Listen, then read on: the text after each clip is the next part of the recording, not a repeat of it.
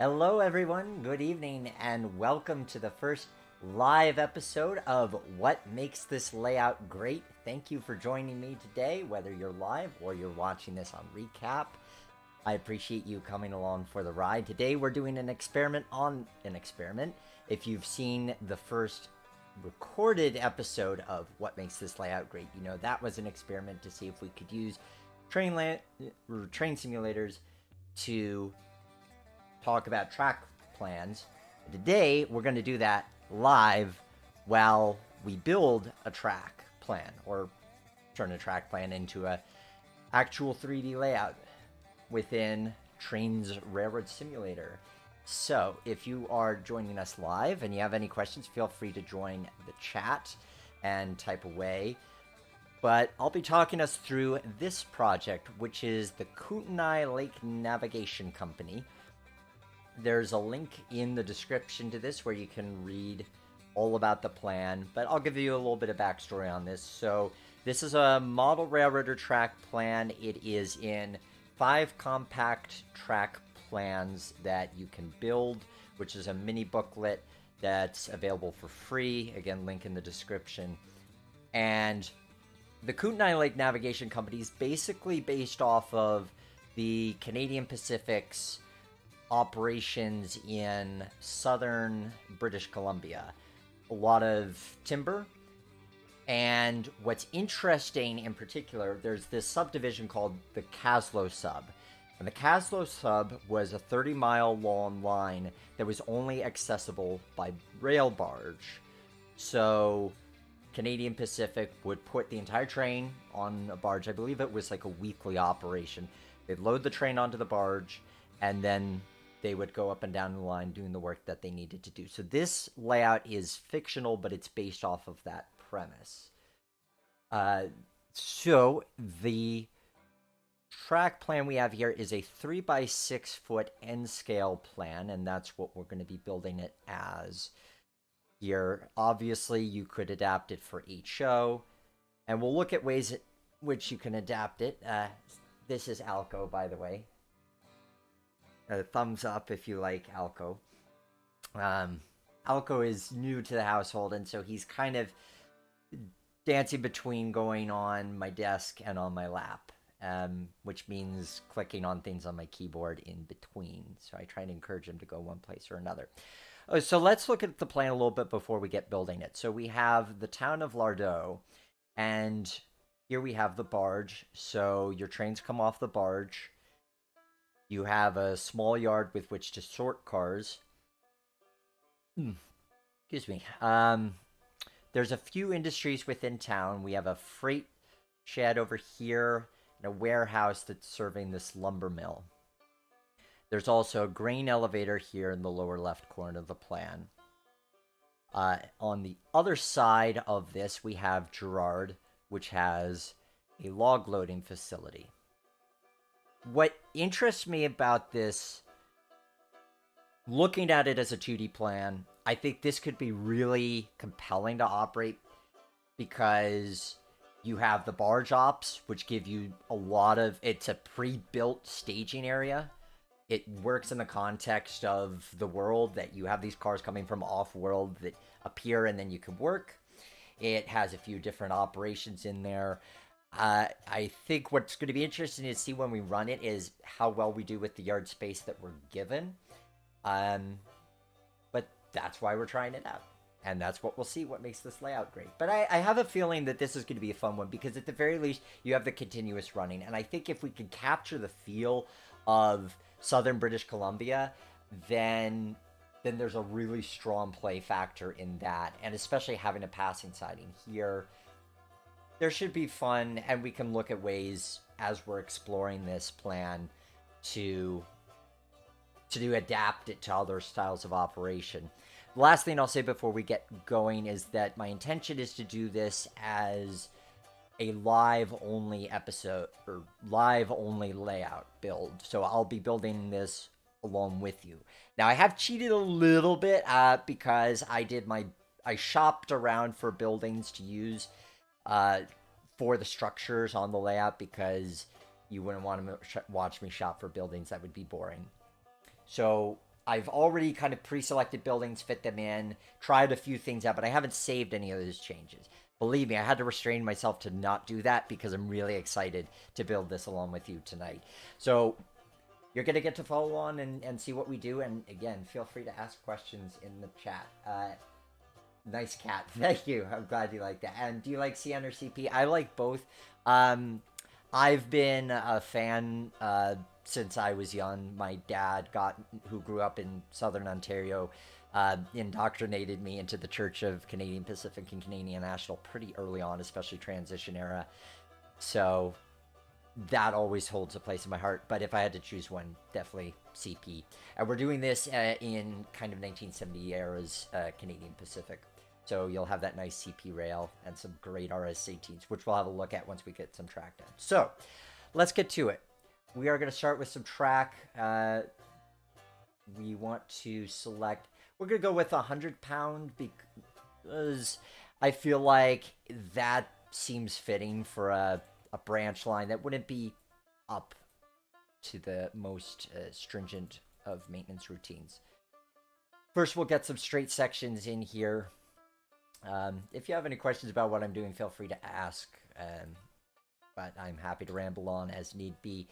And I'll talk about some of the things I've learned along the way. So what's interesting about this plan, you see all these lines in between the sections of these track. So what's interesting about this plan is that unlike a lot of track plans where they're just solid lines that you see drawn that just represent track as kind of a whole unified thing, because this plan is designed to be built for beginners, it's designed to show all of the places in which you use sectional track. So we've got sectional track around each of these curves. We've got sectional track for the switches, flex track for some areas such as here and here. Now, what makes this interesting from a Trainsy building perspective is that if building smooth curves in Trainsy can be tricky. You've got this sort of world's greatest flex track because it can be as long as you want. You can bend it into whatever shape you want. That's great. But getting it to do smooth curves is a bit of a trick because let's say I have a straight here, I've got a straight here, and I want a smooth curve between the 2 points. So first I'm going to, actually I'll do this over here on the plan. So let's just say we have a straight coming out 90 degrees about here. So you would think that if we just said, hey, we want to connect here to here, that it would just give us a nice even curve. It does quite the opposite. So ordinarily model railroading, if you're not going to have a consistent curve like sectional track, you'd want to ease into the curve and then make it sharp. Trainsy does the opposite. It makes the curve sharp, and then it makes it easy, and then it makes it sharp before the exit. It's completely antithetical to what you actually want. Something I'd like to see them improve on with a future version of the Surveyor. So it means having to place individual sections, but getting it to be a smooth curve. There's no sort of fix this curve at this radius tool. So now, fortunately, we know that this drawing here is pretty accurate. So the advantage with the lines is it gives us this nice even spacing by which we can place our track sections, which should guarantee that they come out looking pretty even. When we'll put a straight section there. Have I built routes for railworks? No. I've explored the train, or not Trainsy. I've explored the route builder in railworks some. It does have certain advantages over the Trainsy one, like being able to do live Google Earth overlays, but I can't say that I'm a huge fan of it. I don't think it's nearly as easy to work with as this is. I would not use it for train layout design. I mean, you could, but it's more difficult to work with in a number of fronts. I think in terms of just getting up and go, this is much more straightforward. Track lane's probably one of my favorite things to do when building a Trainsy route, because it's it's almost mindless. So you've already gone through the challenge of how am I gonna, what is this layout gonna look like, or you're using a pre-existing track plan like we are here. Uh, so all it is now is just connect the dots. We just want it to look like what's on the image. So I like that because then it's just connect the dots. This is a great thing. If I weren't streaming with you guys, I'd be listening. Well, music I can listen to just about anything, but because I don't have to focus too hard, I might put a video essay on the background. I really enjoy watching video essays on a whole host of topics on YouTube. Do I have Trains 2022? No, this is Trains Railroad Simulator 19. I have not tried 2022 yet. From a visual standpoint, it looks good. It looks pretty similar. I gather the big difference is going to be the Surveyor 2, and I have not explored that much. I'm pretty comfortable with this and what it's capable of. I think if we start seeing 22 able to do things that we can't accomplish here, then that's going to start to catch my attention. But for now, I'm pretty happy with what this is capable of. This is one case where I'm going to stick to the plan pretty stringently. So obviously, if we were going with just flex track, we could make it a curve from this point here near the yard ladder to this point where these industries break off. But I want to see how it's going to look with the sharper curves. So we're going to leave that in. It's all about design philosophy. There's plenty of different ways you can build it. Really, it comes down to how you want to build it. You know, there's probably, even just looking at this plan, there's 10 different ways you could riff off of this idea. So I like getting my straight sections in because then it's just a matter of getting the curves to fit between those two straight sections. And with short straight sections like this, you don't have to worry about the whole issue of it doing really funky geometry. It tends to behave itself pretty well here.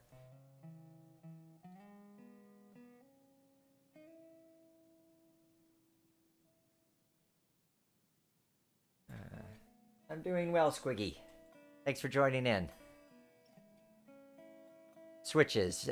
Switches are an interesting thing here. So, those unfamiliar with Trainsy, you don't have physical switches to build. Like if you were using a track planning software, you would have actual models of, based on Atlas or Pico or whatever, switches that are a set shape. You don't have that in Trainsy. Switches can take on any dimension, which is kind of great, but also not what we want when we're trying to prototypically plan something that could actually be built. So that's why I lay down my straight sections and then try to get the curves to fit within what I've constructed.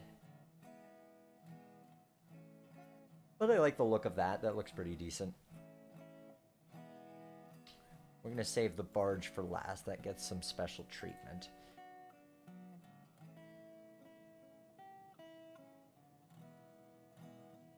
So what did you guys think of the, really great to see you working with train stuff again. Honestly, it is so, thanks for leaving that, Bademus. It's really fun to be back doing train simulator content again. Because the last time I did something was the review of Trains 19 using the Strasbourg Railroad, which was fun. And I've been looking for a reason to get back into this. And then when I came up with the idea for this, I was really happy with it as an idea. I ran it by people. The first episode with the Murky Omen branch has been well received. So you guys are honestly the reason why I'm coming back and doing this, because seeing all of the positive response that you guys have left and hearing that people want more content, that makes me happy. And feel free to leave your suggestions for what kinds of things you'd like to see, both in terms of route, different track plans, specific track plans, or different styles of layout, shelf layout, 4x8s, big basement empires. Following since Donner Pass, if you do ever look rail car or them and derail very great fun. Yeah, honestly, they probably are. Rail car sim I've seen videos of. Derail Valley I've seen videos of. Neither of which I've actually played. But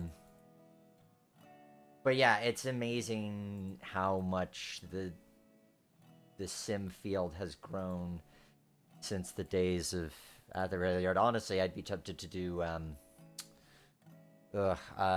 Transport Fever, because that's a pretty nifty looking game. And even Railroads Online. Shout out to those of you who are Railroads Online players. I adore that game, and we might find reason to talk about it at the rail yard. I'm waiting to see how it continues to evolve while it's still technically in alpha stage.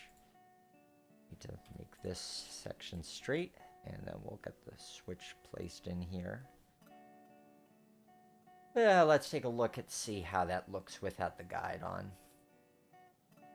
Yeah, looks pretty smooth. This is a, I mean, it's, oh, I have to put that switch in.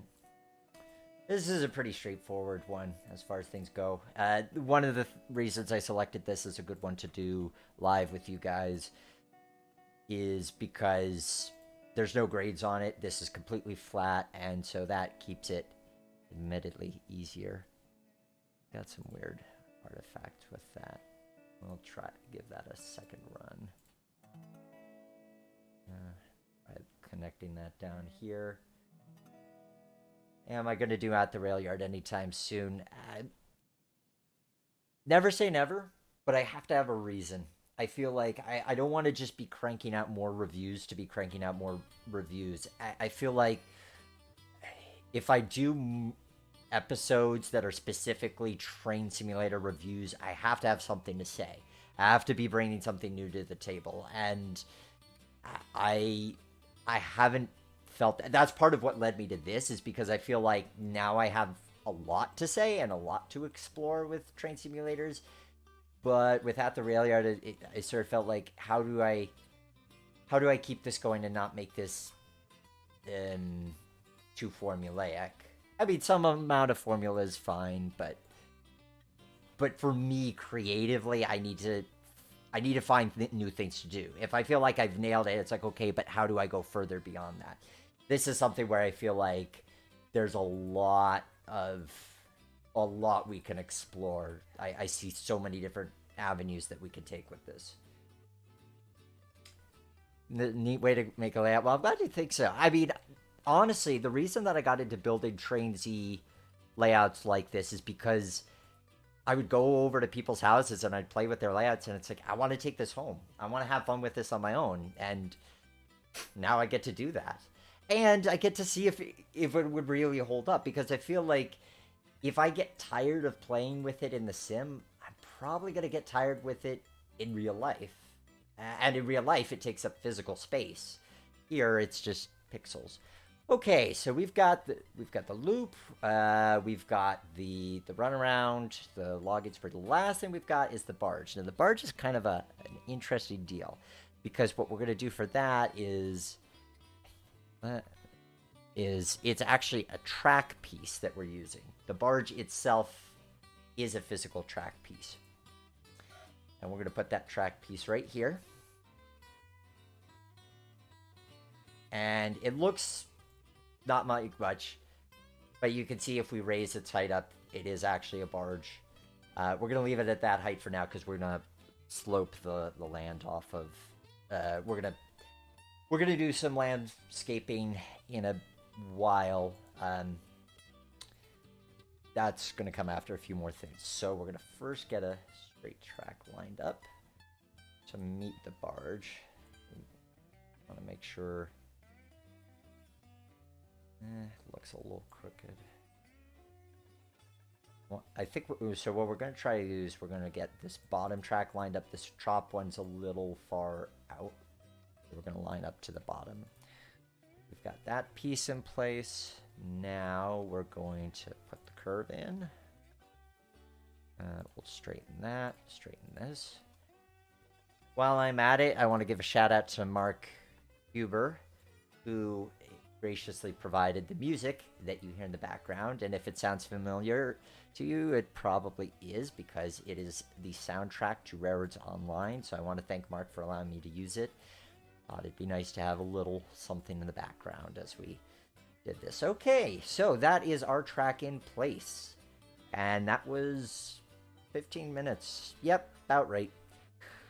Track lane, as I say, once you get used to it, it's tough to learn it well in Train Z and get your geometry right and not have all these sort of weird turnouts and the like. But once you get it, it's just connect the dots, and it's a lot of fun.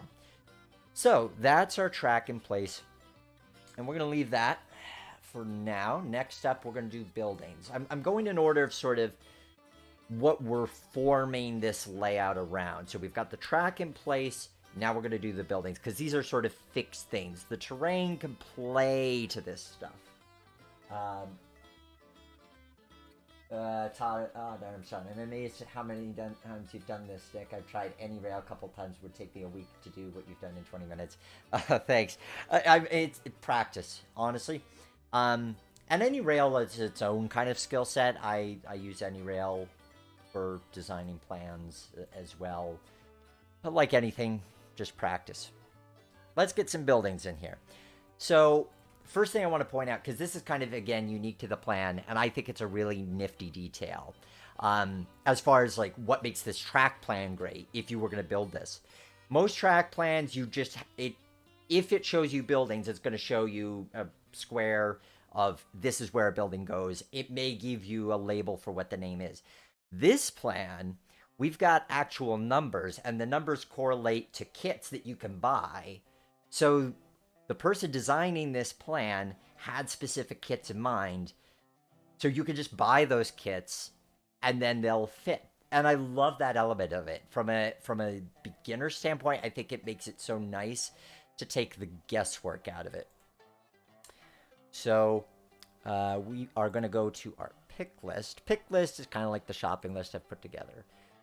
And we're going to start putting things down. This is the grain elevator. This is actually a custom file. I want to give shout out to my man Rico, also known as Rico Man 35. He built this for this project. This is the actual, so if you Google search the kit that it's calling for, this is the actual building, hence why it fits perfectly. Number one challenge that I find with building these layouts in Train Z is getting the size to fit. Because you have so many buildings that are designed for the modeling the real thing, but there's these giant structures and you can't fit them. Something like this fits just right. Okay, we've got a townhouse over here. We're going to drop that into place. Will you do immersive railroading Minecraft? If I was maybe 5 years younger when Minecraft was starting to take off, I think I would have really become interested in Minecraft. I have a huge respect for it. I love Legos. I can't say that I'm tempted to get into it, just because I have too many things that I get into. This being one of them. I mean, the amount of time I spent building Train Z layouts is considerable.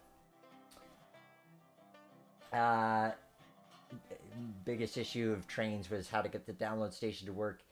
The content manager, yeah, so earlier versions were kind of a hassle. The content manager is, I think in more recent versions, it's not nearly as hard. But yeah, I can understand it being confusing. Just have patience, ask questions on the forums. If there's interest, I might do some more content that's kind of behind the scenes and how you do this and that. Freight station. This is a case of kind of serendipity. This is not custom made for this route, but it fits really nicely. We've got this freight station here. I think it's supposed to be oriented this way based on seeing the stairs, the square, and then the peaked roof. So we're going to set it up to go this way. And we're going to try to line it up with the track here. There's no sort of snap feature. This is all just eyeballing.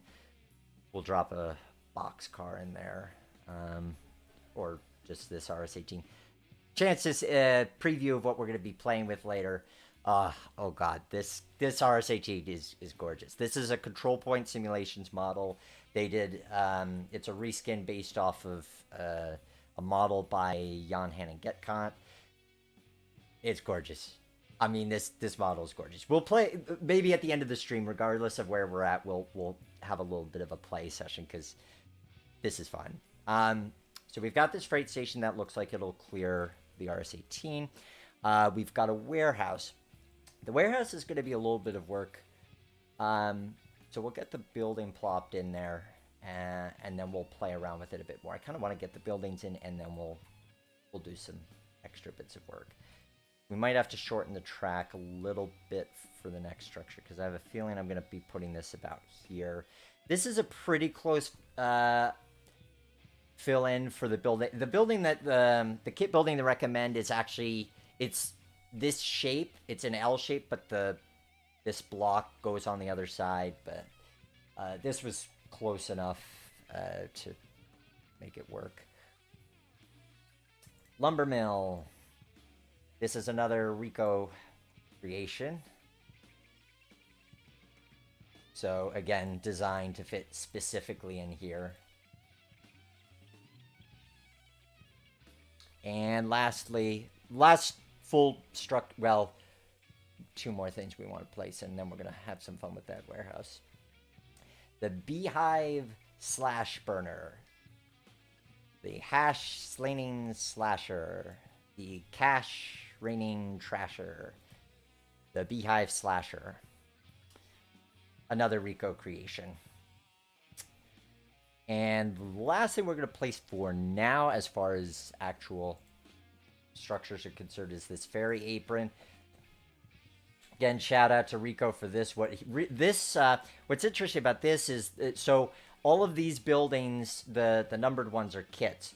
But for if you look in the Model Railroad 5 Compact track plans guide that's linked in the description of this video, they actually have the drawings for how you would build this. So he based it off of that. And boy, does that look nice.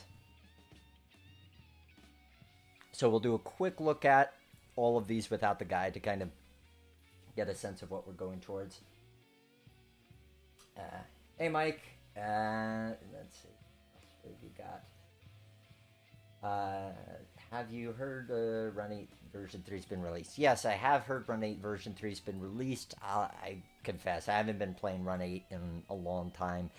I really wish it had editors and tools. It's really great at what it does as far as physics and multiplayer modern railroading, but I wish it had an editor. Here we are.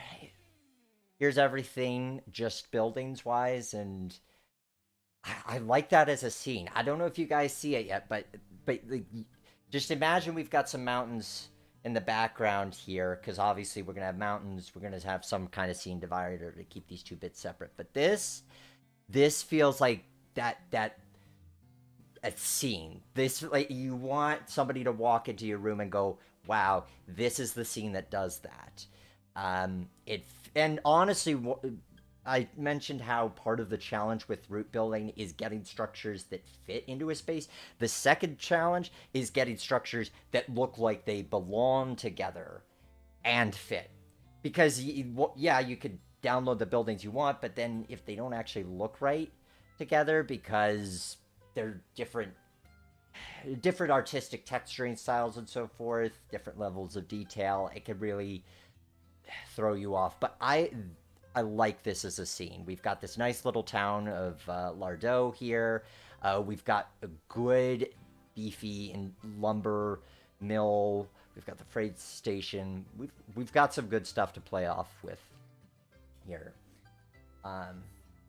So that's why I wanted to get the buildings in. Now we're gonna do. Oh well. What should I want to do? Do I want to finish? Okay. Well, it's a quick thing. Okay. So on the other side of the layout, this is going to get more advanced than what we're plopping down, but just to kind of give a sense of where we're going towards, since we're on a roll with placing down buildings. Now, the log loader, it calls for more of a crane on rails type of log loader, but I think this is so cool. I love this model here. This just looks... It looks... This is another really nice model. It just looks beefy. So, is it maybe a bit overkill for the nature of the operation? I don't know. You be the judge of that. I mean, you could have your logs loaded by forklift if you wanted to. But this, to be, like, it just has the right grit. I love the weathering on this model. This is a well-done model. And then we're going to put a trailer with that. Because we need some kind of yard office. And we'll turn it this way. Yeah. What do you guys think? I'm pretty happy with that. Did I team up with Hiron? Yeah, I'm up for teaming up with anybody. That's what Model Railroad's about, is teamwork and collaboration. Okay, now we'll start to get into some smaller detailing, because why not? This building here is a good structure to use for our warehouse, for our lumber warehouse.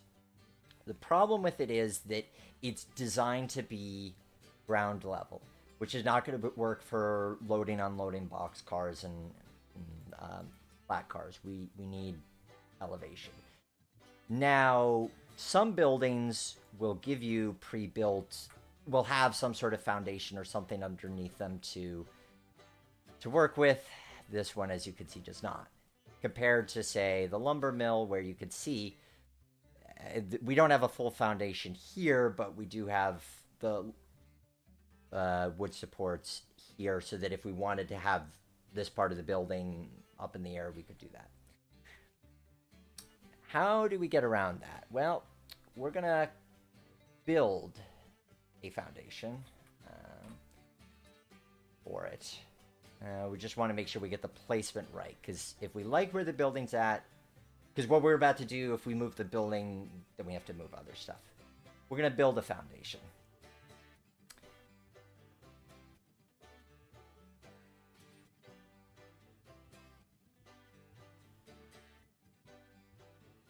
And that's just by building these wall sections. And we're just going to basically make an outline of this. Once we've done that, we lower the sections to the height we want. And now we have our foundation. Simple as that.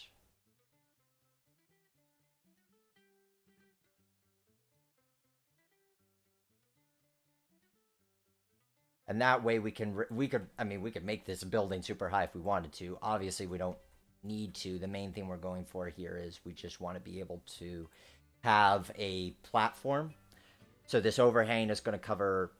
I love how I'm pointing at the screen, and yet you're looking at me.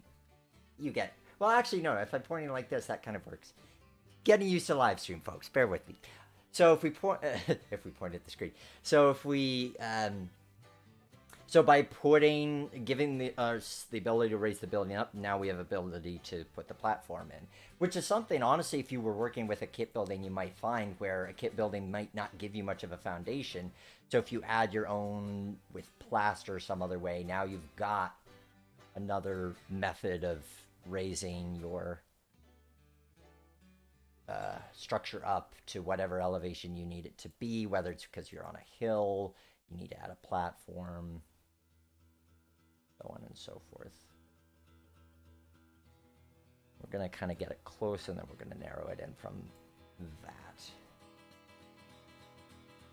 Ian, what did you miss? Well, we've got the track in place. We've got the big structures in place. So now we're starting to get into detailing kind of work. I'd like to... Yeah, so now we've enclosed the building in concrete, which is scary for those inside of it, if anybody's inside it. We'll say nobody's inside it for now. And now what I've done is I've lowered it the elevation I want, and now I'm just going to apply that elevation to all these other points that I've created. It's kind of like a copy-paste tool for the particular setting. Now, I guess the question I should have asked is, how do I feel about that gap? I'm fine with it, actually. I mean, these might be considered doors, but we can ignore that. We can ignore that. We don't have any doors on the lumber mill in that direction, so it's not a distraction. Obviously, if I were having this structure custom built, then I'd work with that, but because we're using a pre-existing one, we go with that as need be. I am pretty happy with that. Let's look up a truck trailer, because I want to make sure that I've got this at roughly, because obviously now this is going to be a truck trailer height, so now we need to make sure that that's actually going to make some degree of sense. And yeah, I mean, given that you've got this overhang anyway, you can't back the truck right up to it. So let's say they use some kind of, they use ramps or something like that to bridge the gap. Well, actually, no, I could just build a platform. So I'll build a platform for that, and then that takes care of the trucks. This one's maybe a little high. Do I want to raise it up more than that? Well, let's get a box car, because that's really going to be the determining factor here. Let's see. We've got a 60-foot high cube. That should work fine for our test. Yeah, I guess we're a bit low. Okay. Easy enough. So we're going to raise this building up. Wait, why didn't that... Okay, I'm probably raising and lowering that. So we're going to raise it up a bit more and try to get that on the... That seems a bit too high. The truck likes it, but that's also an older model, and I'm going to give preferential treatment to what works for the trains, because that's what's going to take the attention.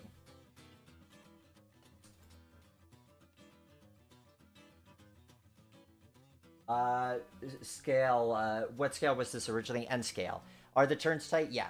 I'm keeping it that way because I want to see what it does.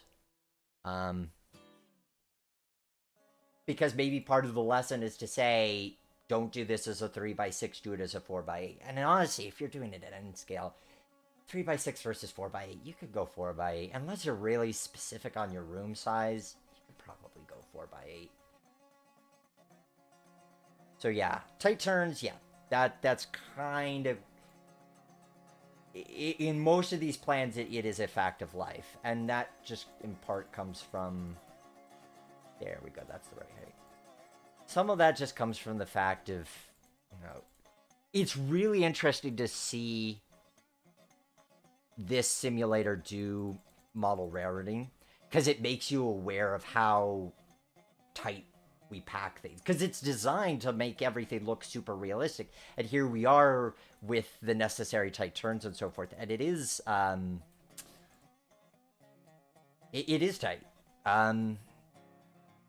And it has a different sense of scale because N scale is teeny tiny, but, here I am zooming in on this boxcar, probably more than you would even with a camera. Oh, darn it, that's right. There's this weird issue where it's glitching out and it puts the boxcar on a lower piece of track. No wonder it was looking at a different height.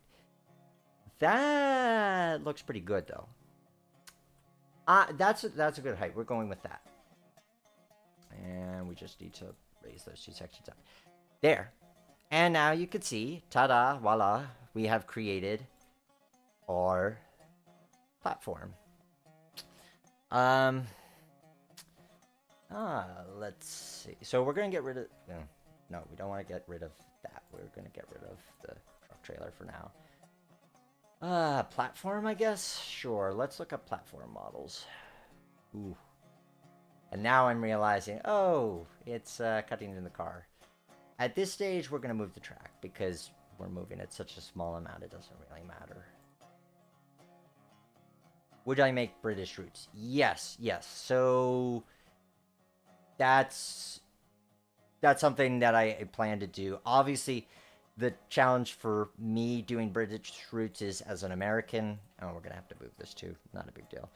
Is understanding the operations, because part of what I'm choosing my projects based off of is understanding how the railroad runs so that I can talk about that. So especially if it's modeling a prototype, but even if it's something fictional, I like understanding how the schedule's made up, where trains are going from to. I want that. And so um that's something that's harder for me with British routes because I don't have that inherent understanding, but I'm certainly open to learning, and I definitely plan to, especially because the Brits love making smaller layouts, and smaller layouts are quicker to make in this game. So yes, you can definitely expect British routes. There's one in the January Railway Modeler that's this gorgeous winter scene. It's not operationally complex, but it's got this lovely viaduct scene. And then there was one in February that just came out that had, it's a single station. It's got loads of staging track, and it's a commuter station. So you've got expresses going through, you've got local stopping. That one interests me. Let's have a look at what platforms we want to go with. This is kind of shopping stuff, so I'll go with something close, and then if I change my mind, I will probably skip that. I like this platform. I don't really need this ramp. So what I'm going to do is I'm just going to point the ramp in this direction so that the ramp is hidden by the interior of the building. Once I find where the end spline... Oh, there we are. Okay. Yeah, go for about there. I should probably lock those layers to make my life a little bit easier. But the white line's probably too bright, but I'm going to use this as a placeholder. I don't want to bore you guys with like trying to shop for the exact right detail, because I might cheat and I might do little tweaks in between episodes. I'll try not to make it anything major, because I feel like keeping you guys along for the ride is fun. If I'm boring you with details and you're like, hey, feel free to skip sections, let me know.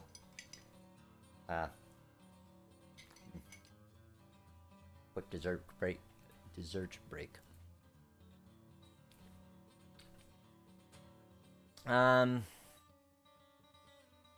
Now we've got lumber stacks out here, according to this guide.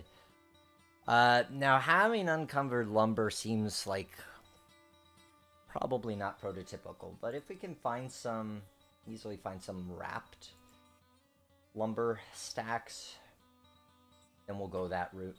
Something like this. These are a bit maybe smaller than what I'm looking for, but something along those lines. Because I just feel like leaving wet lumber or lumber out to get wet would probably be bad call. Have I done routes in MSTS? No. You want to talk about difficult? The MSTS route builder is notoriously difficult. I give kudos to any route builder who uses the MSTS route builder, whether they're using it for MSTS or Open Rails, because honestly, that thing is tough. I've experimented with it a bit. To give a sense for those unfamiliar with it, the number one thing that I think is challenging is in that one you do have fixed track sections. So you have to go through this reference library and find the right track section. To say nothing of the fact that it is a bit buggy and the order in which you do things is important. Yeah, I can safely say I am not tempted to do anything regarding route building in MSTS. I just the closest I've done, the most I've done, is sort of revitalize like older routes. So I'll take a route that's pre-existing and then I'll tweak the scenery to kind of bring it up to modern standards. I did that with the London Port Stanley. I did that with the Lake Superior and Ishpeming, and Donner Pass. That's as much as I'm ever going to touch the root editor. Anything beyond that, I don't know. We're going to use these for the time being, subject to change. I mean, if you guys know what should go here, if you know more about this than I do, please feel free to drop me a line. But they have the shape I'm looking for. And so, and I'd kind of rather just get things in place and then we'll tweak the scenes later.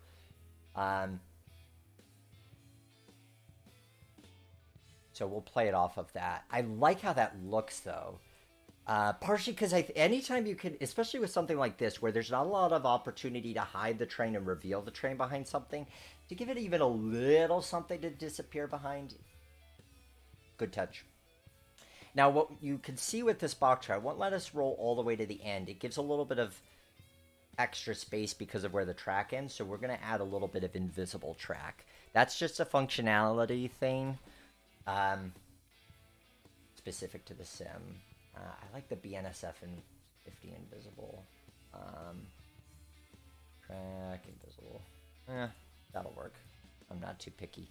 Nobody's going to see it. Okay, so now by adding that invisible track, when we go back to CP box and we place this Haiku boxcar in there, you can see it will now roll to wherever we want. And now we can get it nice and comfortably next to the building. I think we will we'll put a haze stand there because it should have one.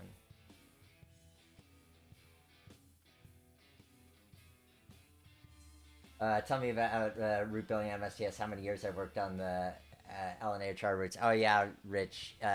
Your LNHR routes have stood the test of time, and kudos to you because you created what 4 versions of it, and then the early era, like 1950s or whatever it was, version of that. Yeah, my hat's off to you for your patience with working with that thing, and you delivered a really cool product. And honestly, you're the reason I know about the Lehigh and Hudson River. Okay, I'm happy with that. That gives us a general shape sense. So now, let's have a quick look. Yeah, like look at this. Like this is what I like. Like right here, this is what I like. Is this sense of activity.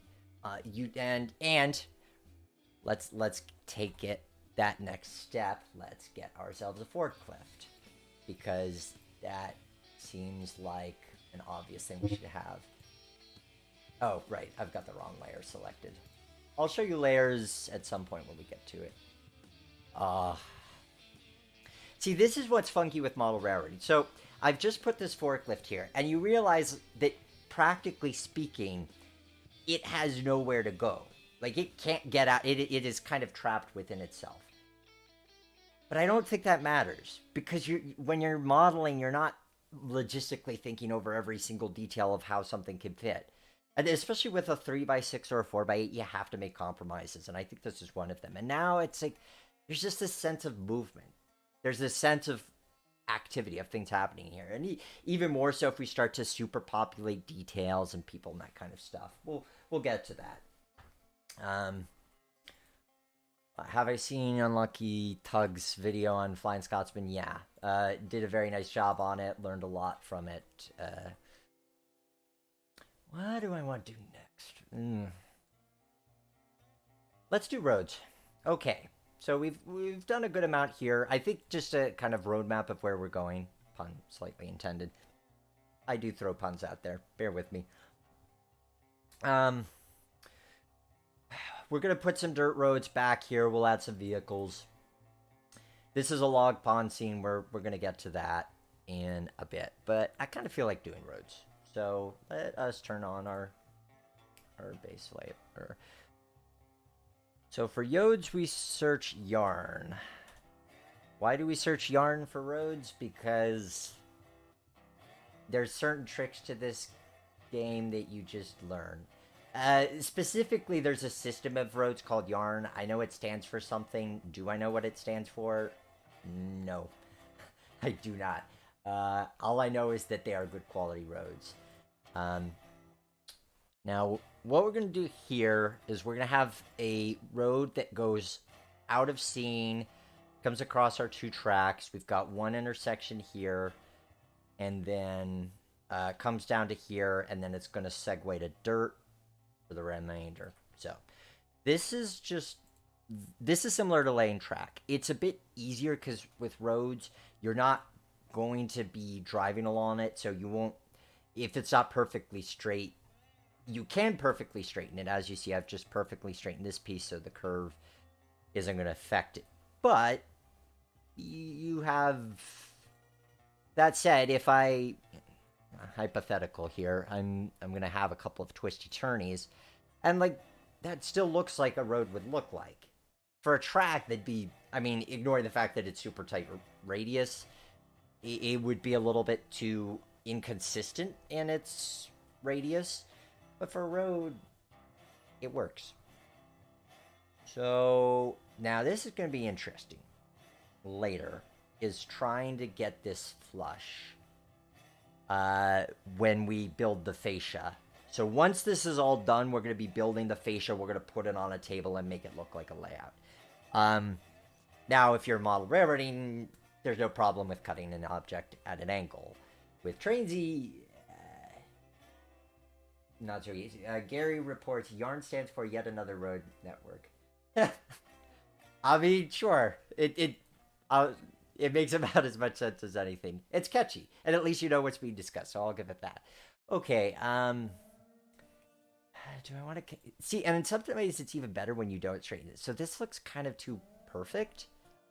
But if I unstraighten that... Oh, I accidentally deleted it, but whatever. If I put that back... Like, it just has more of that kind of natural shifty quality to it that works.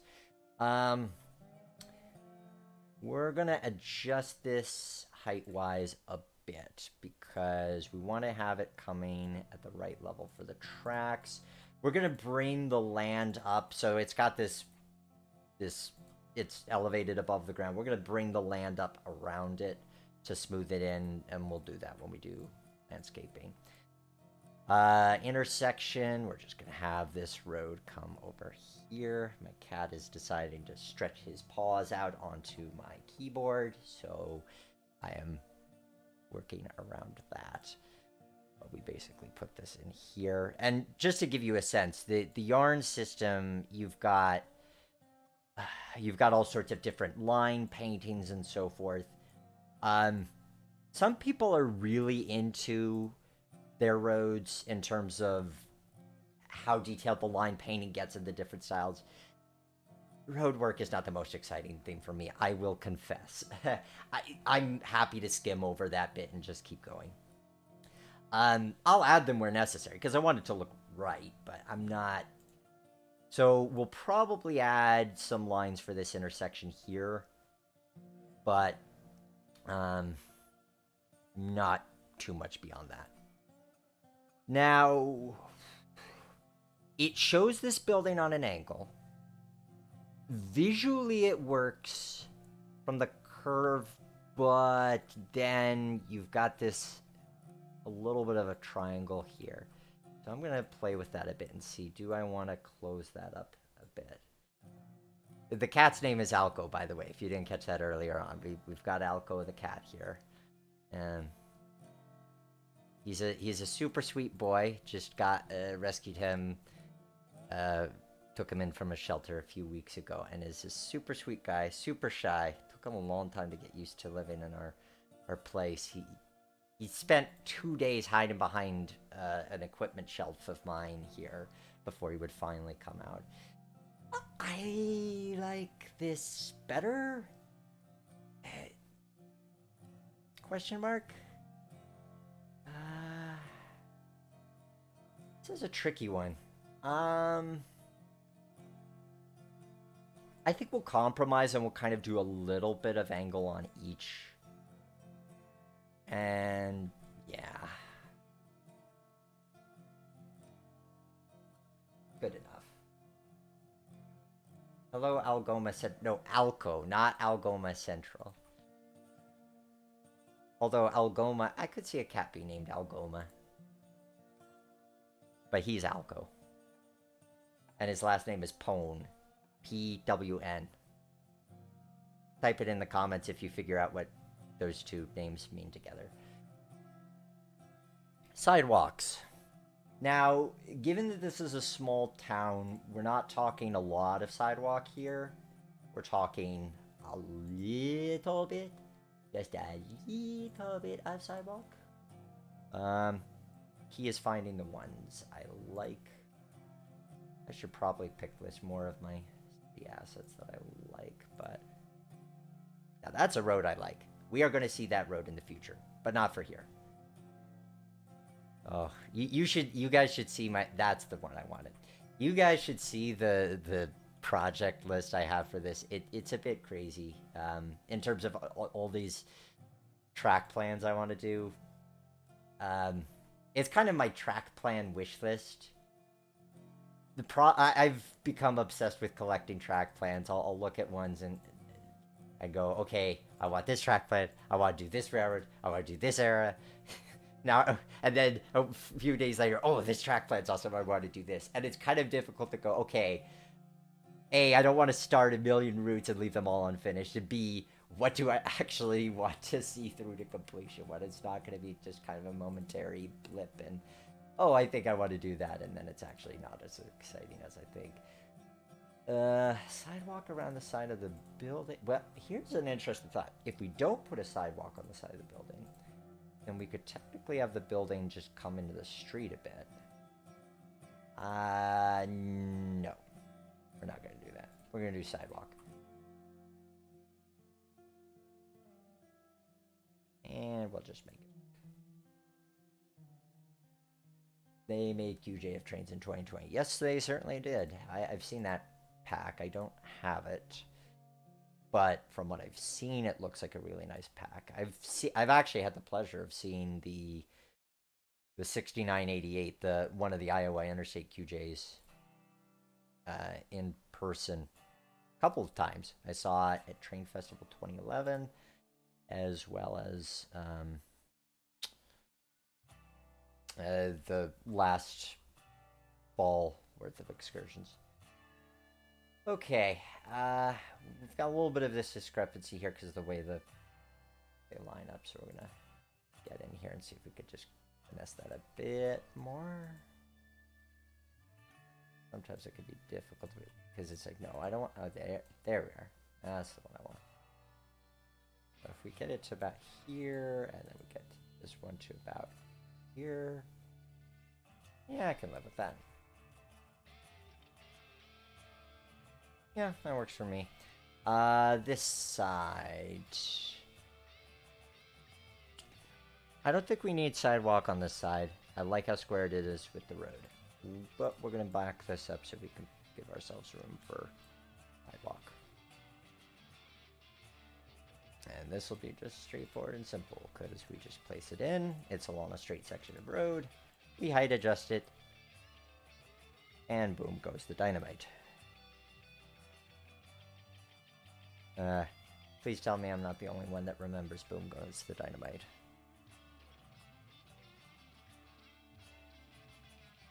"15 years of memes and I still have an appreciation for the ones from 2006. Yeah. Nice little bit of polish, that. Now becomes the question of, okay, scenically, we've got the sidewalk that goes here. Do we just end it or do we continue it? I think we end it. Because you wouldn't have the sidewalk. Well, there's two options here. We end it where it is or we end it at the crossing. But I don't see a reason to keep it going along here. I'm going to say end it where it is for now. And then we'll forward it along from there. Milk break.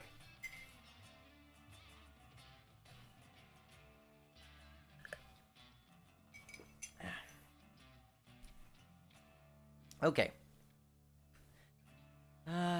What now? Texturing? Yeah, sure, why not? Let's have some fun with texturing. Well, let's do landscaping first.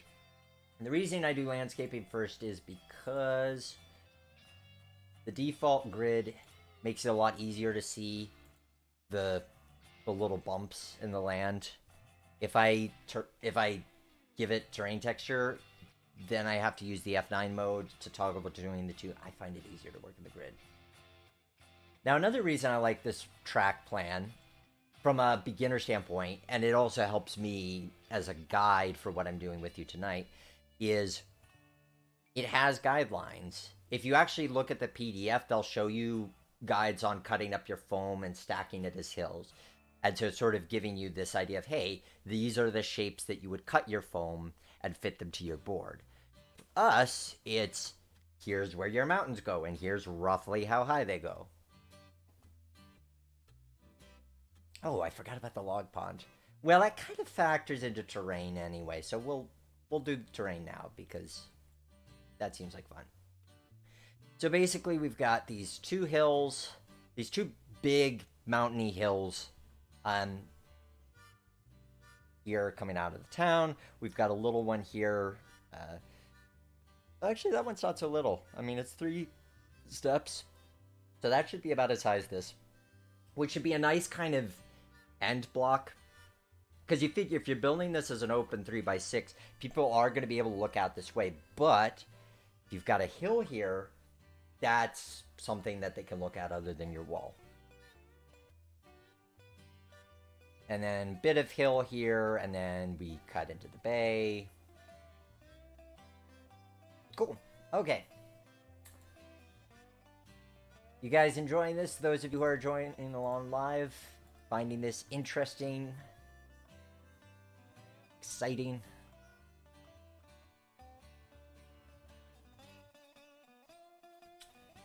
Actually, what I could do, so I'm doing this without, but truth be told, I could just leave the layer on, and that's what I'm going to do. I'll leave the layer on, and then I'm going to do my landscaping. Because I can kind of see, okay, so I want this to be the bit that sticks out the most, and then I'm going to go a little wider. And it should kind of come to about there. Now, this is going to be an interesting question I don't have an answer to. You've got a road that's going right into this hill, and even if you were to...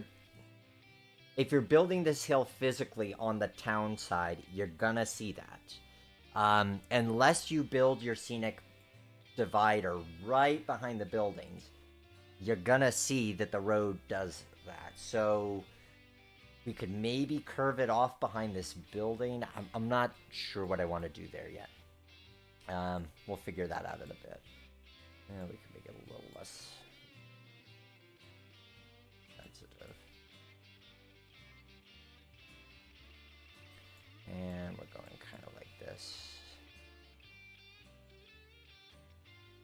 And the balance that I'm going to be striking here is how high can I go to give this sense of big Rocky Mountains, Selkirks, Kootenays. I forget my Canadian geography names. Without it looking cartoony, super steep. Because again, we do have the option to combine this with the scenic divider, and we might end up going that route. We might not need to. We'll play around with that. That'll probably be next time we work on this, that we play around with that, because I'd need to work on one. I'd need to actually mock that up in Photoshop and work on that, but we'll at least get a sense of what we're going to do with that going forward.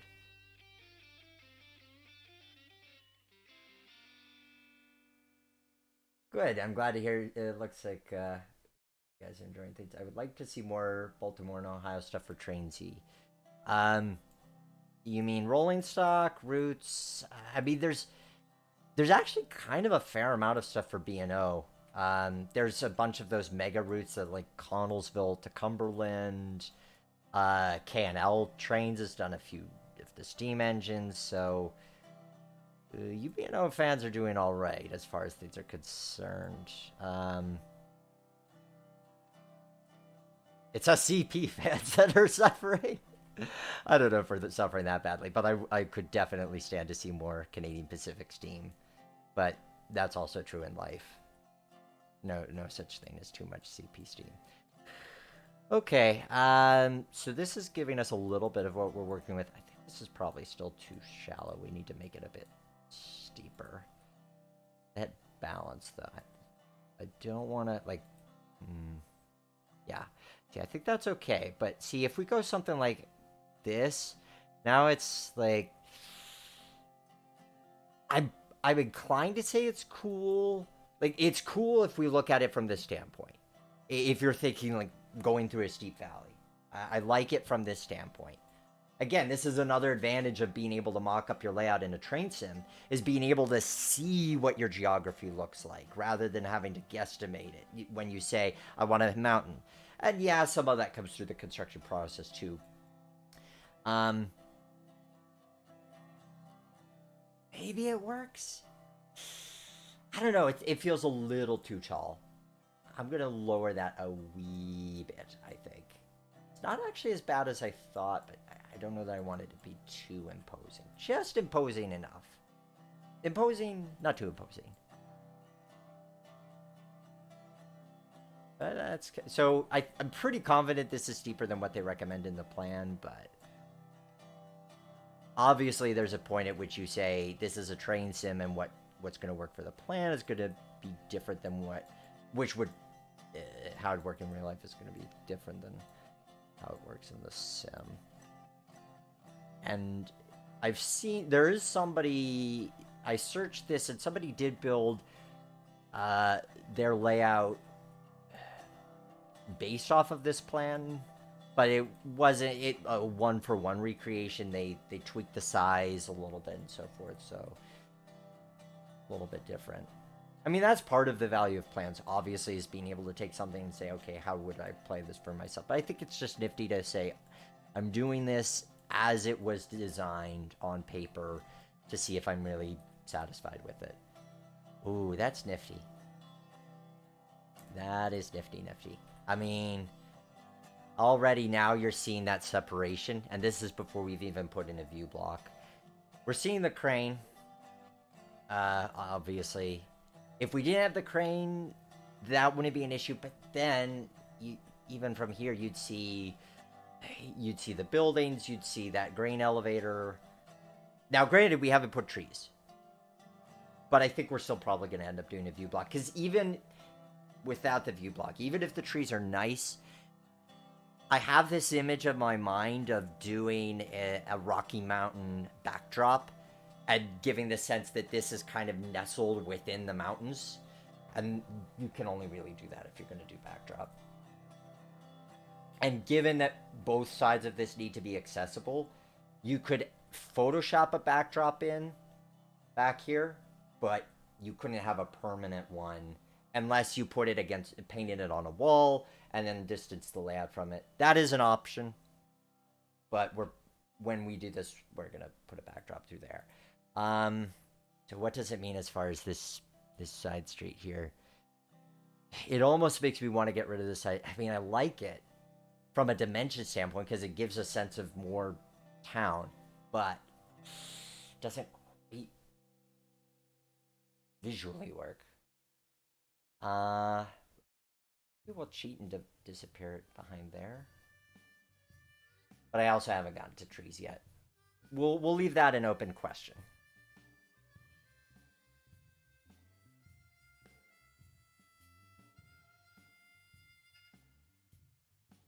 Next up are bar jobs. So, we look at the guide. Basically, we've got small amounts of hill here. Accent on small because obviously in real life you got to be able to reach your trains. So we're not going crazy here. We're just giving a little sense of depth.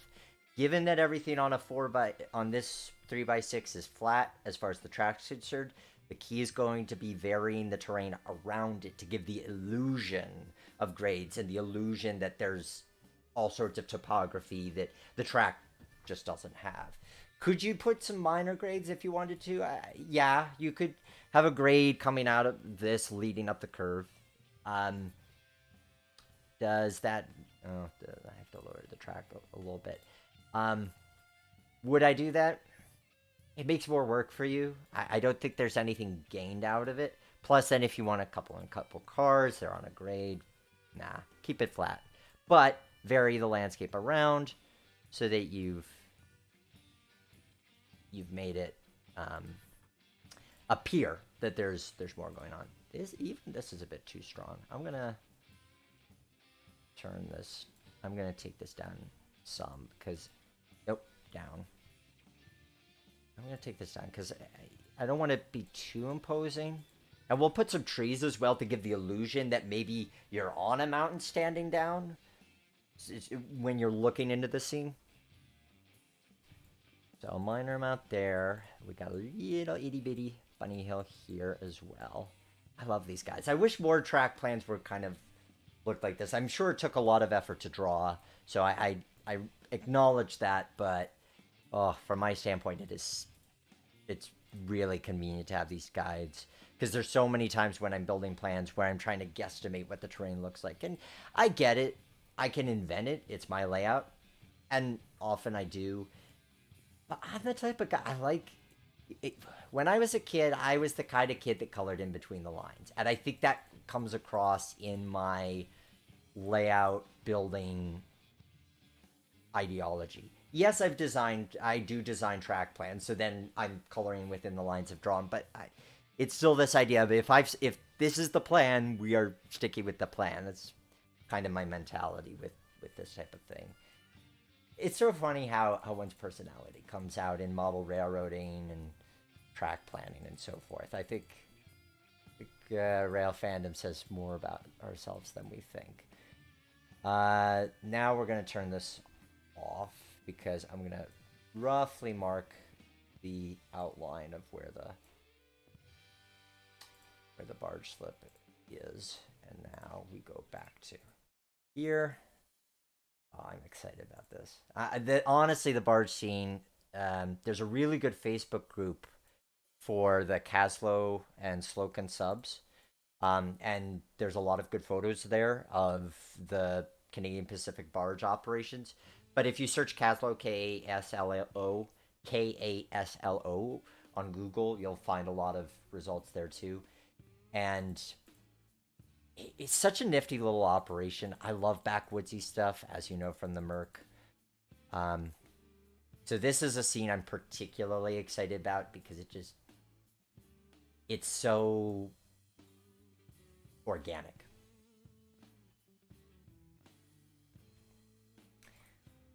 Now, in terms of depth, we do not need to go super deep. We just deep enough to make the barge look like it's floating. We can see where the water line is. We're going to put the water line in there. Oh, almost forgot. Yeah, we'll add that in a moment, but I'm going to make that a surprise. What's Nick going to add in a moment? We'll see what Nick's going to add in a moment. Nick's talking about himself in the third person right now. Yeah, he is. Yeah, so there we go there. That's roughly enough. We don't need to lower too far beyond this because eventually we're going to put what's called dig holes out here. This is all going to be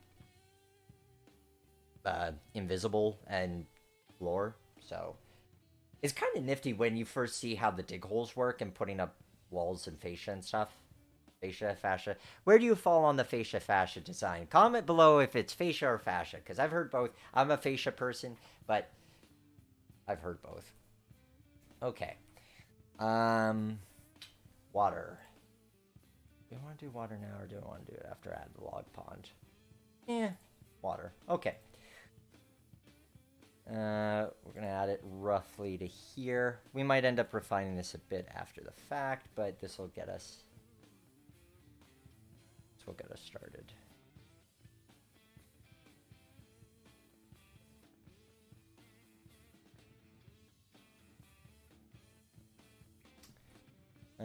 Looks like we're going to end up going to this yellow line, so we're going to add a little bit more. Oh, I'm going to have to add it to there. Okay, that's what we'll do. I'm thinking ahead in terms of where I'm going to place the fascia, because it works best if you follow one of the yellow grid lines, and because we've got water, we want to follow that. But that is the stuff right there. I don't know if you can see it yet, but oh, I know what'll happen. Okay, so what was Nick what was Nick talking about himself in the third person for? I'll show you what Nick was talking about him third person for. We are adding a tugboat. Ah, there we go. And our water line's about there, so we're going to place it there. And Nor Sundit. That is a nice tugboat model, by the way. Not the first time I've used it, definitely not the last time. But look at that. Like, you see it? Like, here we are. We're sitting, and we're only a little over an hour into this build, and you can already see it coming alive, which I'm I find really exciting. Because this even this. So from a layout visualization standpoint, to do something, we don't even have the texturing. We've only spent an hour of our time, and yet, if you were to model this, like now you have a better sense of how are these buildings actually going to look when I put this building next to this building next to this building. Keeping in mind that with some of these we're using buildings in the game and you wouldn't get the exact model, but still the idea of how does it look if we're putting these stores together, and this is the town and then this is the industrial area, but it gives you that feel. It gives you the feel of what it's going to do. And we haven't even fired up a train yet, and we'll do that. We'll cap the session off, this route building session off, with that, because I want to play with some trains too. Which means we'll probably spend a little bit of time over at the logging side to do some landscaping and detailing. Maybe even get into a little terrain painting. Okay. Next up, though, we've got the log pond. Log pond. So this is going to be where our trains are dumping their logs. So I mentioned that part of the operations are you've got cars coming off the barge that are getting switched for industries here in town. The other aspect is that you've got log cars, and those will be sitting in the yard already, and then the log cars get shuttled up to the log loading area. You run around them, you swap them out for loads, and then you come back. So that helps. So you've got the logs, you've got timber coming on and off the barge, you've got a little bit of grain, whatever you told the freight station. So a 3x6 layout, you've got at least 2 solid commodities to work off of, and then you can play around with the other things. I mean, this is why I'm really excited about what this plan is going to turn into, because I feel like there's a really good amount of operating potential, even as a single, a 1 or 2 person train crew.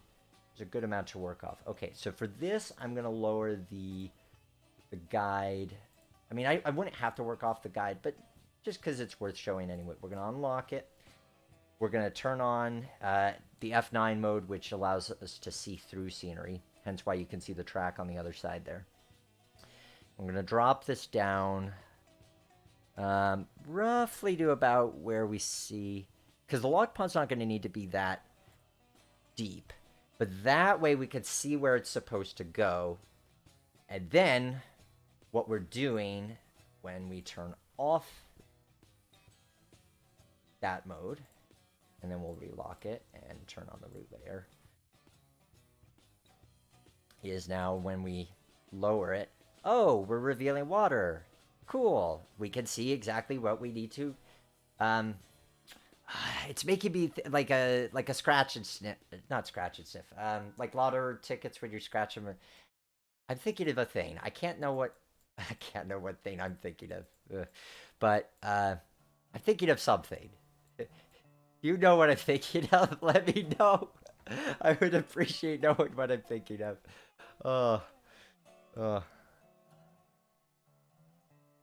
It's where it's the live stream.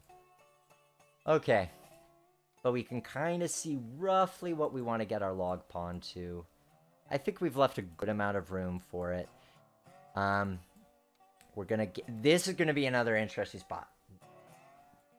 Geometry around tracks, always a little bit of a fine art, because You don't want to start revealing the tracks. Oh, gee, why did that track sag? Because we did not give that track a fixed height. We are going to do that now. Just so that that's not so distracting. Distracting. I'm here all night, folks. Tip your waitress. Well, actually, I'm not here all night. I'm here as long as you want me to be.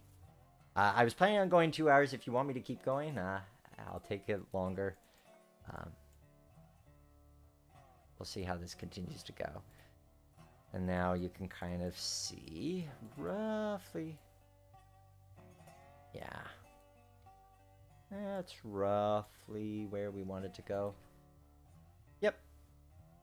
That seems about right. So, now we toggle the visibility off for the base maps. We're going to add water to this.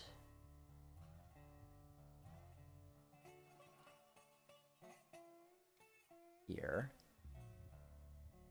Oh, yeah. That's about what... it meshed with the other one. I was wondering if it would do that. Can we separate the... I mean, if we need to keep them at the same height, I don't think that's actually that big a deal. Let's see what we can do here. So if we keep them both at the same height, then... a bit too shallow. Now, another solution for the log pond would be to just... I don't know, I actually like that height. We just won't mess with it. That's the solution. We won't mess with it. The other solution would be there's spline objects that you could do that are water, and they're pretty decent, and especially for something like this.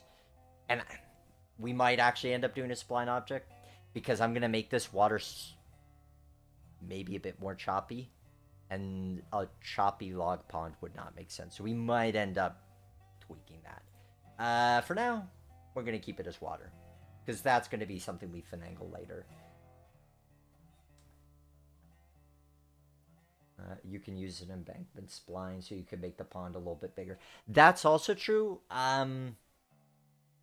The embankment splines for me are more of a if I have to kind of thing. They're second resort because getting them visually to mesh with trains is tricky. Doable, but it can be tricky. And I'm going to need to raise the... Yeah, we got a little bit of flooding over here.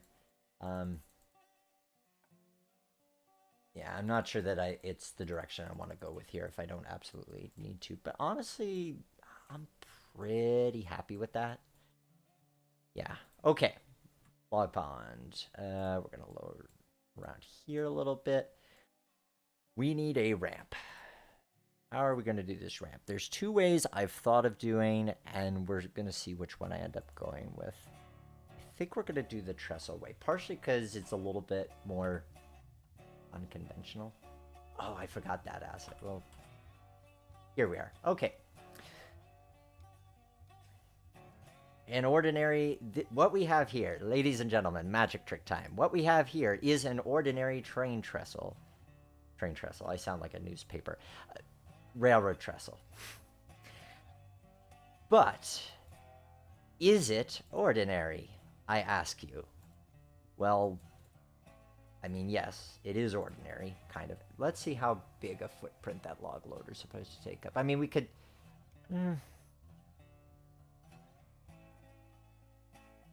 We'll improv this bit.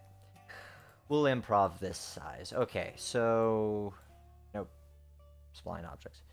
So this is an ordinary, or seemingly ordinary, trestle. But what we're actually going to do is turn it into our logging ramp. Just by putting two different heights of spline. So this is our bottom height. And then this is our top height. And then we'll get it looking more...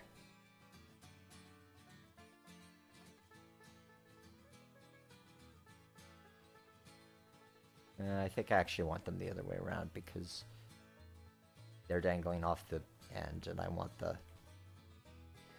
Okay, backwards. And then we'll just reverse the heights.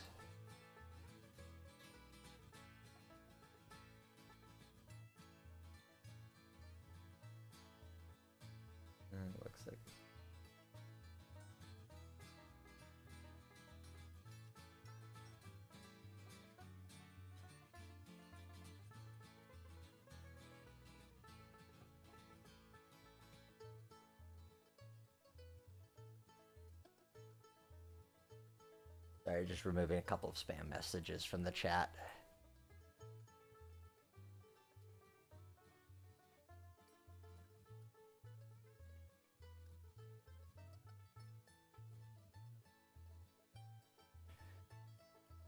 So what are you guys modeling? Feel free if you're joining us live.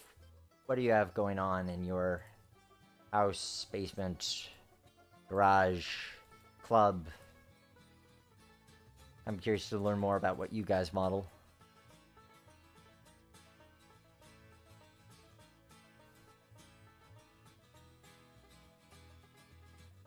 So this on its own is probably a little bit too bare. So I know what I'm gonna combine it with the other idea of what I was thinking, which is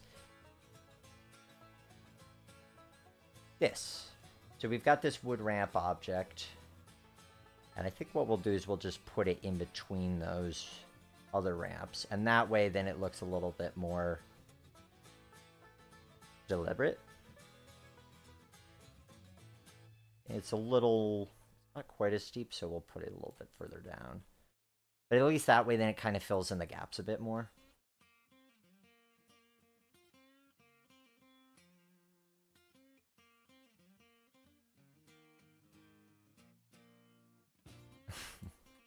I know Railroad's Online grade engineering when I see it. You're talking about my grades in this lab? Well, actually, this one doesn't have any grades. You're talking about the music? Yep. Thanks to Mark Huber for supplying the music on this stream. I like that. It's not the same slope, but I just think it looks cool. Works for me. Logs.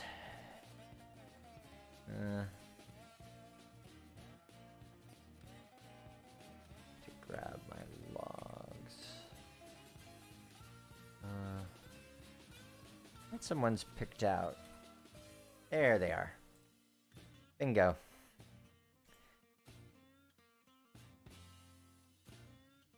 I just need to get them.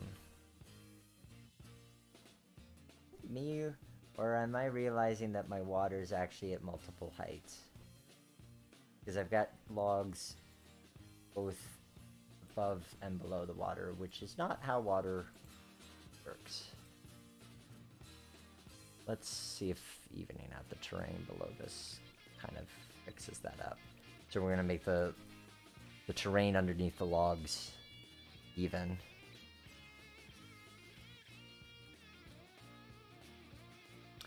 You know what? I'm just gonna make that a spline now, and the reason being is because I'm also having this log pond going to be really shallow, and so because I have it being really shallow, I actually might want to be using a spline that's going to make it harder to tell that it's shallow.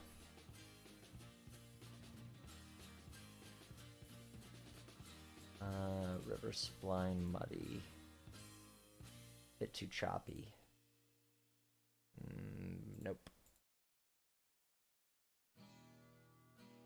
Maybe I don't want it so wide. Oh yeah, there we go. Okay.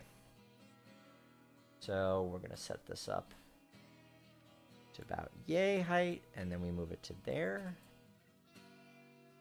Yeah, that's the way to go on this, because now we get it working just the way we want it to, which is to say, not to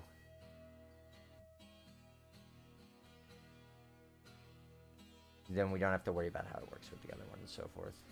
I like this a lot. Okay, what are you guys saying? Trying to make a more modern version of the Reading Northern and Tane. Yeah, there are, and then has changed so much of it over the years, so you kind of adapted a bit. O-scale switching layout. Considering an EBT layout. Good luck to you on that. Definitely EBT is a favorite of mine. Would love to explore it on the show here. There is... I can say, we will have EBT on the show. There's one plan I'm thinking of in particular. Fictional railroad in northern New Hampshire right now is a full standard gauge line, but a full narrow gauge line, which is still missing locomotives. Oh, the trestle creativity. Yeah, that is a Railroads Online thing. Also doing some work on building the milk and honey line and trains. Excellent. Sounds like you guys have some good projects. Would love to see what you've got going on. Feel free to share photos and the like. Okay, that's good for the time being, log pond wise. Oh, last detail we're gonna add is this right here, because we need a way to unload these logs. So we've got a crane. And we're going to put that crane right about here. Now, is this crane actually capable of reaching all the logs on the flat car? I don't know. But it looks cool. Sometimes in model railroading, it's just because it looks cool. And we'll suspend it this way because then it's not overhanging the cars. And obviously it won't be operational, but it looks cool for what we're doing here. So there you have it. This is what I would consider to be the major object placement for Lardo. Obviously, we add some more vehicles, do some terrain painting. What do you guys want to see next? You want to see me do terrain painting? While I'm waiting for you to respond to that, let's see. My layout is called the Long Valley Branch, 24 by 80 hollow core door in N. Not modeled after a specific prototype, but generic enough to represent several prototypes. Honestly, to my way of thinking, I think there's something to be said. Unless you're really confident that you are a super fan of such and such railroad and you are just going to do that railroad, there's something to be said for doing a layout where you're not beholden to a prototype, so you can kind of say, well, it's Conrail when I want it to be, and it's Chesapeake in Ohio, or Chessie when I want it to be, and it's this when I want it to be. I think that flexibility is a good thing to afford yourself. And here with the Kootenay Lake Navigation Company, it definitely lends itself to a lot. So I'm building it for 70s era CP, but you could do Simpson Lumber, you could do Weyerhaeuser. Oh, shows you how much time I spend up in the Pacific Northwest. All right, let's do some terrain painting, just because it's gonna put. That's the final major polish thing. Like, then it gets into little detaily things.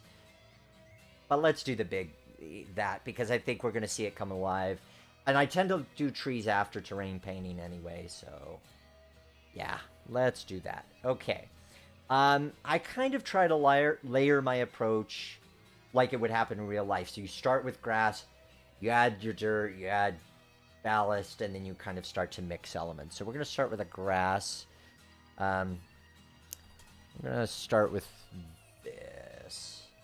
Now, this is one of the really fun bits of route building, is terrain painting, because it's dirty because I'm going to change season. But it's fun because it's like paint and sip. You basically, you can paint it the land as you see fit. You don't like something, you can paint it a different color. Really gives you a sense, and I'm learning so much about how color plays a factor in model railroad design. So there's something to be said for being able to learn and experiment, especially something like this where you can just pick a new color. Oh, I don't like that, I'm picking a new one, and you can find what works for you. Do I like this as a base for the grass? Yeah, I think so. There's going to be mostly dirt around here, but we'll use this as a base. And obviously, we're not going to stick with just this, because when you're using a lot of a single texture, it gets very patterny, very repetitive. So we do need to vary it up a bit to keep it interesting.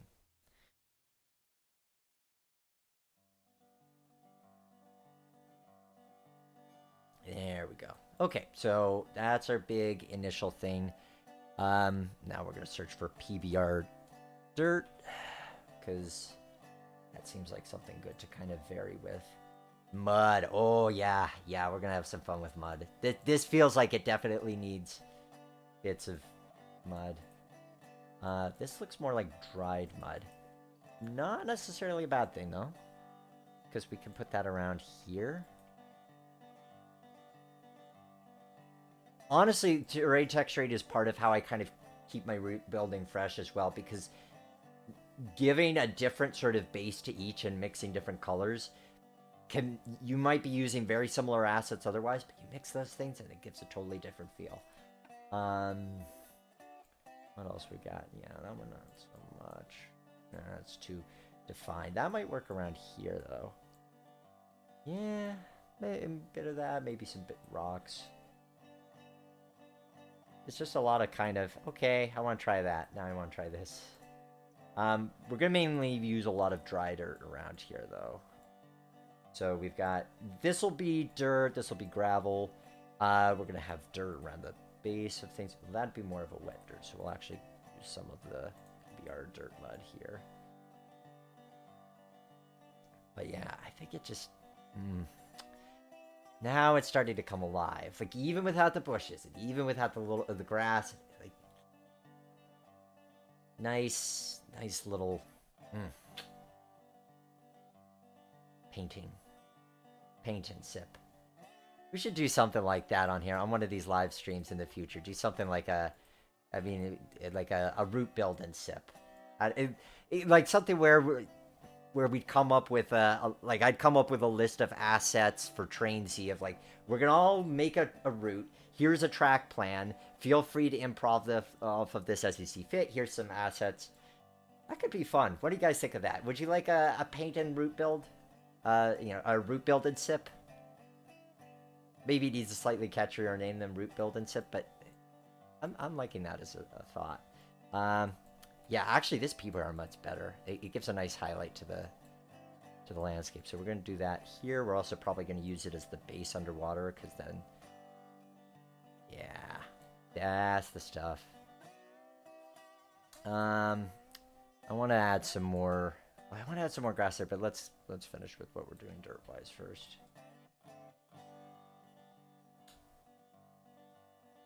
Once you start getting certain dirt textures down, then it's really a matter of just playing around with those and saying, okay, I want to use this one again. See, this is where you have to be careful about pattern. It looks like I'm baking cookies here. So we're going to mix that with another PBR, this PBR dirt mud thing. And then by doing that already, if you kind of shoot that through, now it's less obvious that it's a repetitive texture. And we haven't even put the gravel in here yet, which we will shortly. I think this is going to be this has to be parking lot. We've got nowhere for people to park, and cars are always a nice scene. Do I want it to be a paved or dirt? Dirt parking lot. Yeah, we'll make this a dirt parking lot.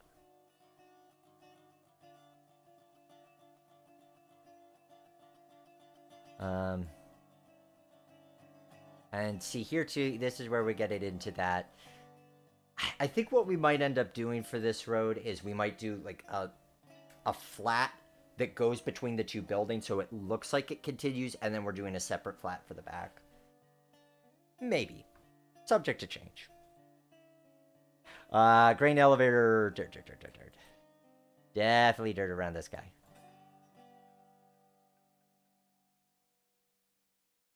Even tempted to take the ballast out there. We could use a version of the track without ballast for that and then sink it into the land.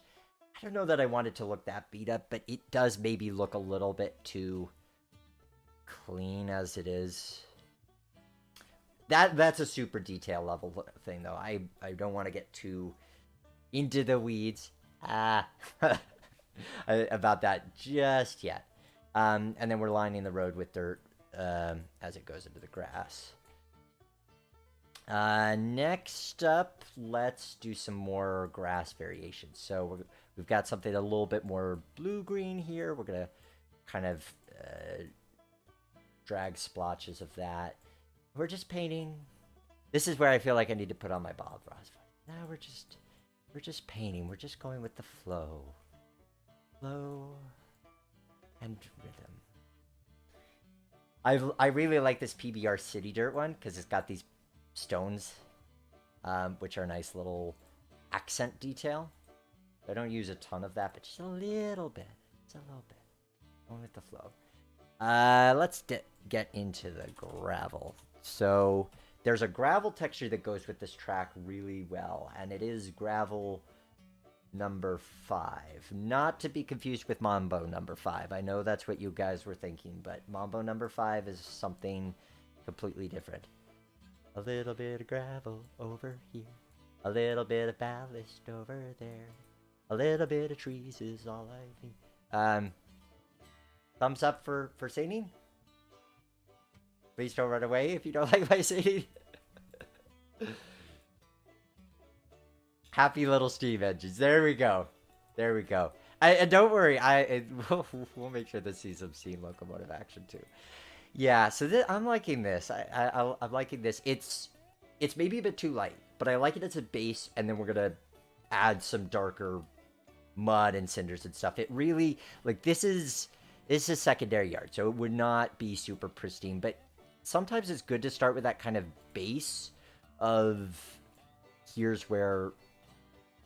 how everything fits.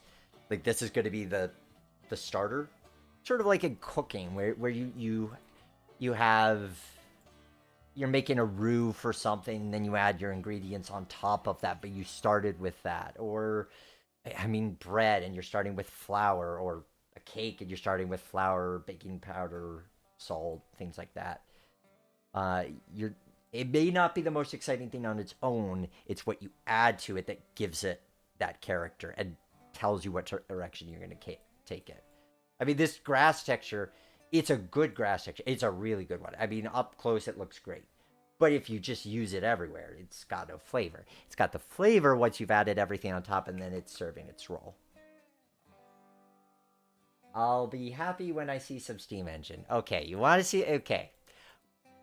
I'm hearing the cry for steam locomotives. So I'll tell you what we'll do. I'm still doing texturing, but just to give something a little for the steam fans, something to admire while we are doing the texture. So I'm setting, I'm just fixing all the spline points to 0, so we don't have that issue of if we do more terrain manipulation of the track going along with the terrain, we want it to stay flat at 0.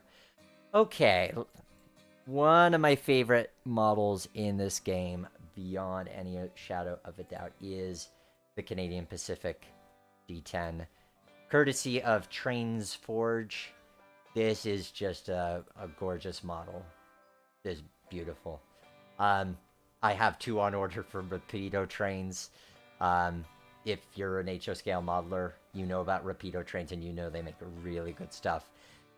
I couldn't decide between the high headlight version or the low headlight version, so I went with both. This is the high headlight version. So there, I gave you 2 steam locomotives to admire. We've got, and actually these are good for this kind of layout. Not just because they fit the Southern BC theme, CP branch line theme, but short wheelbase, they can fit on these curves no problem. Like, so you're talking 19-inch radius curves for N scale, which would be, roughly 36 in HO. This is a good engine for that. We'll have some fun with these. If I'm not switching back to the RCT. But there you go. Steam fans, I heard you loud and clear. Back to the painting. So this is another area we've got a little bit too much of the same thing. We'll add a little bit of cinder ballast. Just a little. I've been using this a lot in other routes. I don't want to go too heavy on it here, but just to darken things a wee bit. Because, yeah, sure, a little. I think I'm more inclined to go with that one of those dark mud colors. I don't want it to be too... I want it to be mud, but I don't want it to be too mud. And since we've cleared that up, let's see what we can find that's mud, but not too much. Yeah, like this. So you see how it's muddy, but it's not wet. It doesn't feel wet. And some of that is how the PBR texture itself is set up. But that way we're getting a little bit more brown as opposed to the black of the cinder ballast. And it looks kind of more just like a dark dirt than anything. The key, obviously, we've got this bright ballast. So here's where we get into some experimentation territory. So we've got this the standard gauge 100-pound rail. If we use, what does it look like if we, well, the brown ballast, that's just going to be too light. Is it worth going with a version of this that is just track only? Well, that partially depends on if I have downloaded the track only version. I can swap over to the content manager and download that pretty quickly, though. That's not too much of an issue. 100-pound. Let's see. Tab forward. Oh, God, it did that again. See, I turned my head for 1 minute, and I don't know why it does. It's something with this version of Train Z. And I'm patched to the most recent version that if I click away, all of a sudden it lowered my rolling stock into the ground, and then it rotates the stock, so it does this weird thing where the smoke box gets buried in the tender. I do not know why that happens. But yes, it call it Canadian Pacific's experiments into the cab forward. Canadian Pacific did actually have was it an articulated or a Malay engines that they used up in the Rocky Mountains, which were pretty impressive. They later got rebuilt as 10-wheeler Decker pods.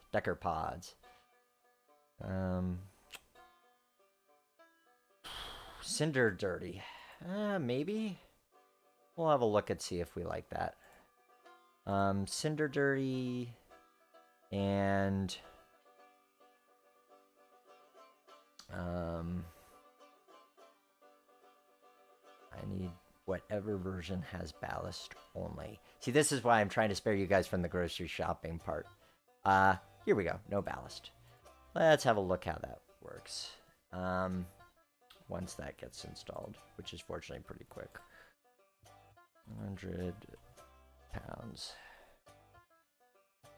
So this is a no ballast track. The trick with it is that obviously if I just lay it as such, it looks like Railroads Online. It looks like I'm laying the track right on the terrain.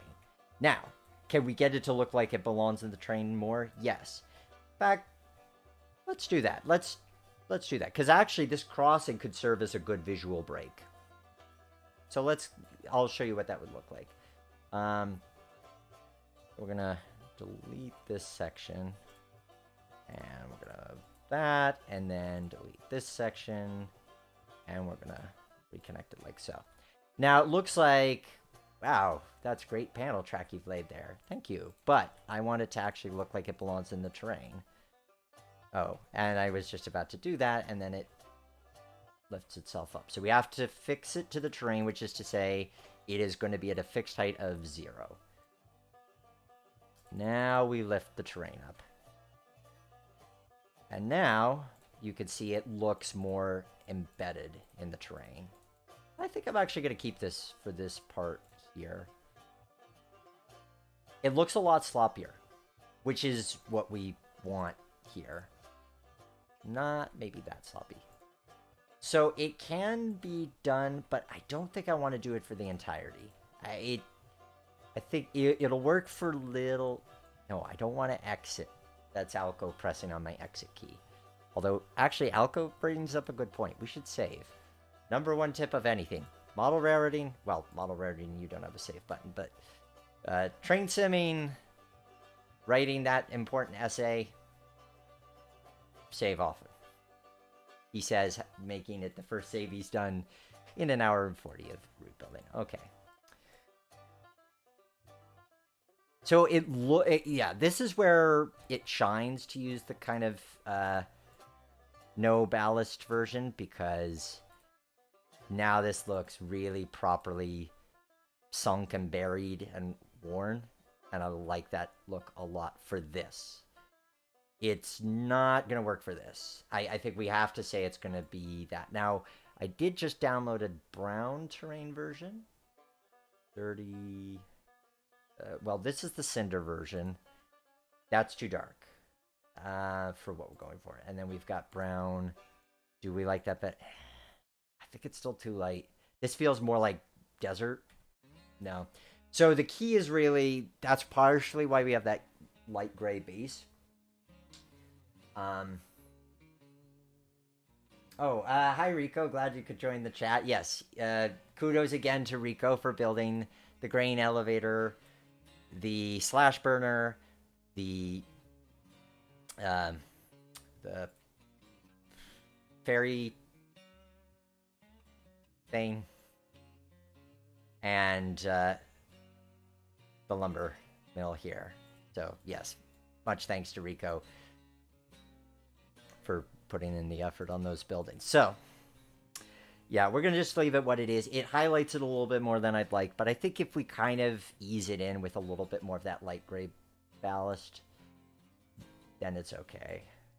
And it maybe sacrifices a little bit of that weathered look, but I think it's all right. I mean, we want our eyes drawn to the train anyway. I don't see it as the end of the world. Let's do some more mud around this. Like, this is where we could go with that. Where was that super dirty mud? This is my style as well. Sometimes I'll be really focused and say I'm going to really stick to this area or that area, and other times it's like, I feel like working on this bit. Now I feel like working on this bit. Hopefully not too chaotic. Yeah, that's nice there. And we'll add a little bit more there, because...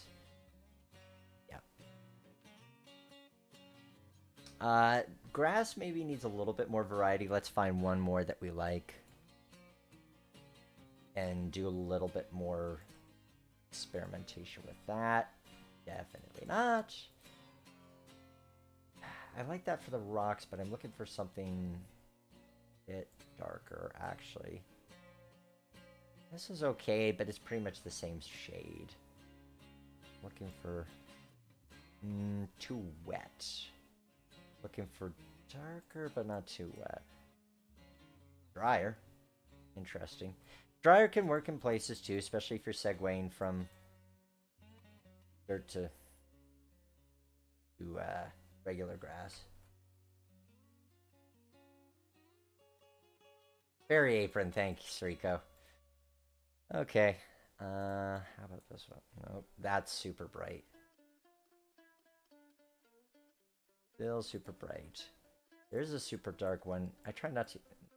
Yeah, this is a... Yeah, we'll go with that. It's something a bit different. I don't want to do too big patches of it, or it's going to kind of take over. But you see, we add that into the mix, and now you're not getting any one super overwhelming texture. It's like we've got this nice mixture of each of them. And that's kind of what we want. Is just a little bit of everything, because it gives that sense of spontaneity, because nature is spontaneous. So what do you guys think? You liking the looks of it?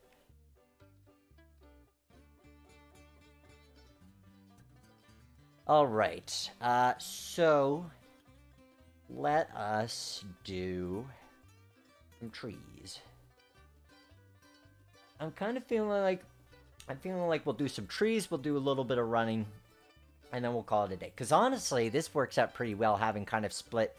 We might do some more super detailing on the left side, on the Lardo side, but the logging camp, or the log loading side, doing that for the next stream, I think that'll work out really nicely.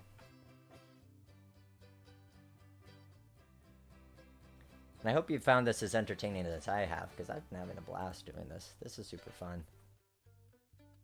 Hope you're learning some ideas from this as well, especially if you're not into train simulation, but you're more of a model railroader. Because that is one of the goals with the show. I mean, obviously, I'm using train sims to illustrate concepts, But the goal really is to make it approachable from a model railroading perspective, and look at what we look at ideas and explore them here. And hopefully you're getting things from this that are a little bit different than what we talk about on the show at large. Because on the episodes, you're looking at the finished product and saying, here is this fixed point, if you will.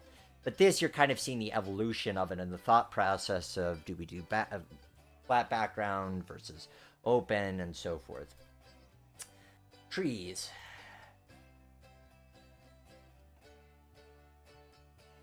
And if you have any questions of any kind, too, throw them in the chat as well. Trains, route building, layout, design, philosophy, anything of the sort. STRRM trees are amazing. They are simply wonderful. So we're going to add, there's some what I would call delicate trees that have these smaller trunks.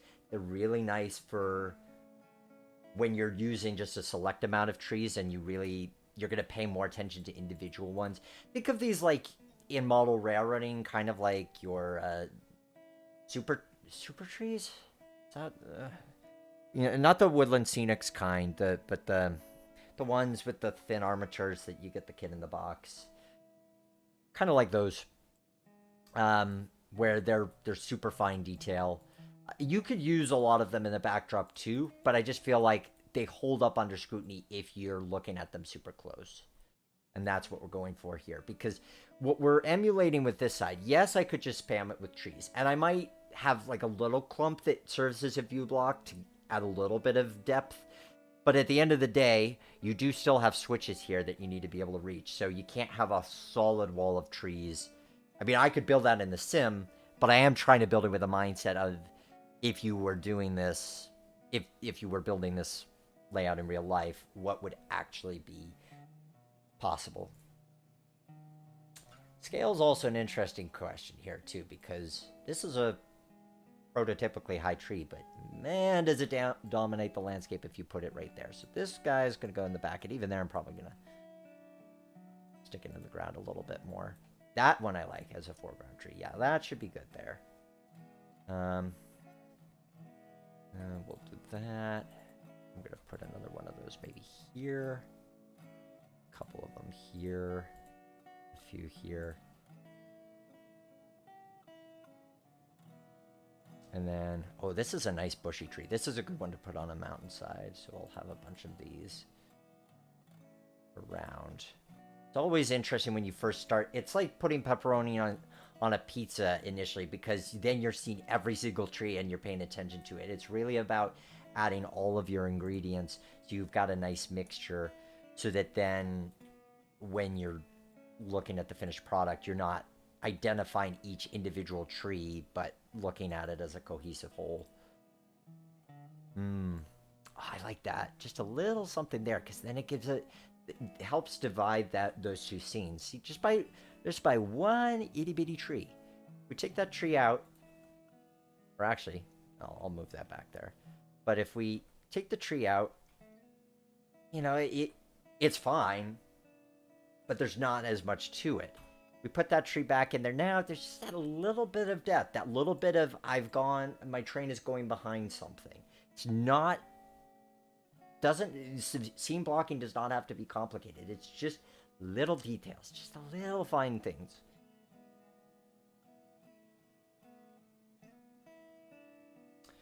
That's another nice model. Part of the keys too is going to be varying the color. So we're using all of these Yazins.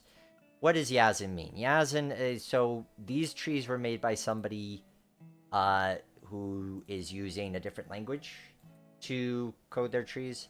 I'd have to throw it into Google Translate to see what Yazin translates to. I know Sajna is pine. Actually, we're definitely gonna want some pines. We're definitely gonna want some elks, or some. Yeah. That. Definitely some of those guys. I mean, it's a little too distinct just with those trees, but that's why we've got a variety of options that we can go with. Too obvious. right next down to there. But if we bring it around there, I like how it looks. There's some really good Sausage trees I discovered recently as well. I say discovered, I mean, you can see how many there are. It's easy to kind of get lost in how many assets there are. That's why the pick lists are handy to remind oneself, oh yeah, there's, I like this bush. Yeah, that's nice. Little itty bitty scenes, just that little bit of depth. Thinking to what's going to make for the good pictures, good screenshots in the case of this route, but the nice pictures when we get to actually building this 3D. If you were to build it 3D. I don't know.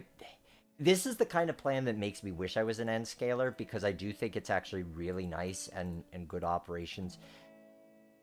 I've got too much HO stuff, and I'm not going to shift from that because the prototypes I like are...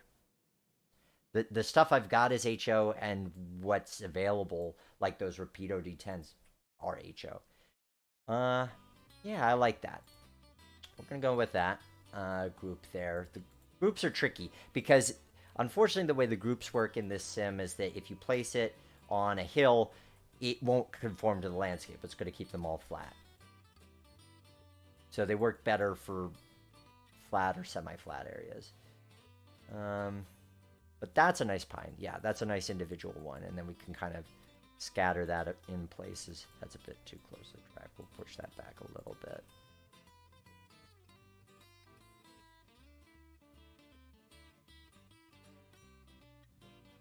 Definitely going to have trees here, because this is actually... I think technically this is the edge of the layout, and I'm kind of cheating by putting the trees here. So we're definitely going to want trees here to give a sense of... some sense of backdrop. There's not much, because right after this barge is where the table comes in. Actually, am I going to be able to cut the water there? That's an interesting question. We're going to add a little bit to that 6 foot. Sometimes you're limited by where the sim cuts on and off specific objects. So we are going to have trees around there. But does it really affect the design that much? Not really.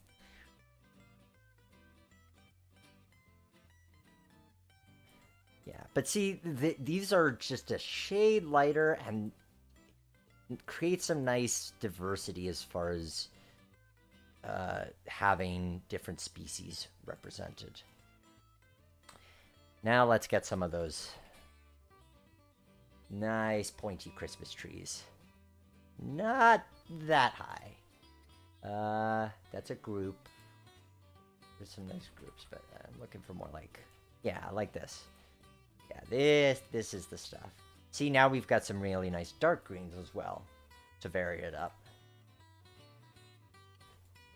And we're keeping the trees thin here. I mean, even for model rendering, this is probably a little bit too thick.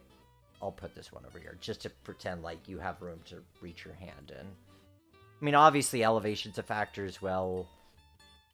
It's the sim, so I'm not going to go crazy one way or another, but I'll add another one here. It's nice to have a little bit of space there. Yes, now we get to the happy little trees that are actually trees as opposed to the happy little steam engines of earlier. This is a big guy. We'll bring him down to about there. And we'll add some more pines about here. We'll add another one down here. I'm gonna get into some bushes that'll help clean up this edge a little as well. But one step at a time.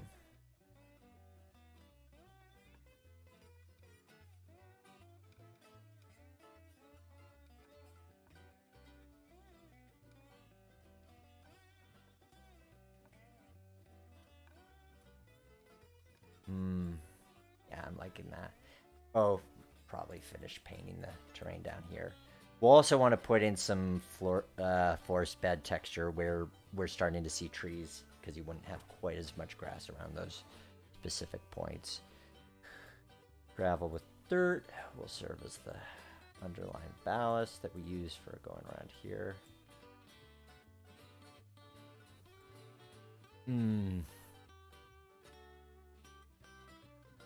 I'm pretty happy with that.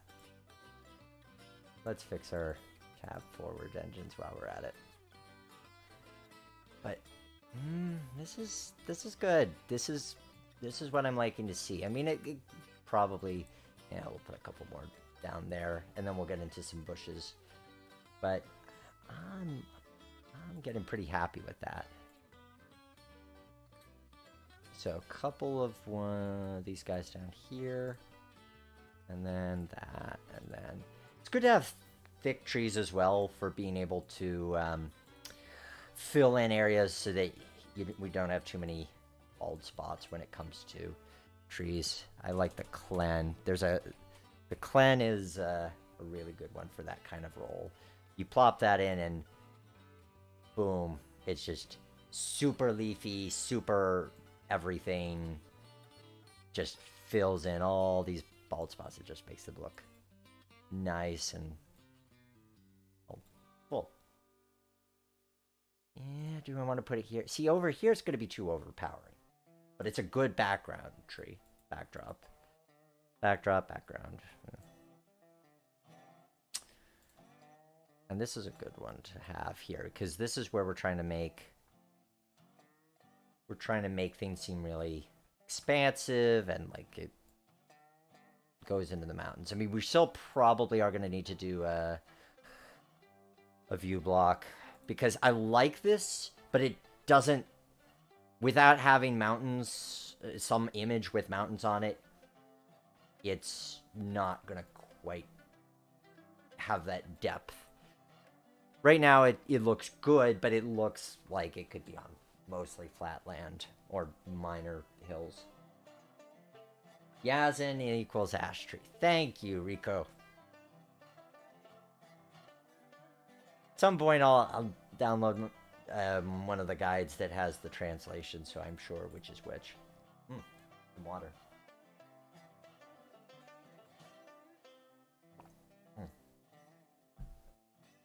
Knew I had that there for a reason. Okay.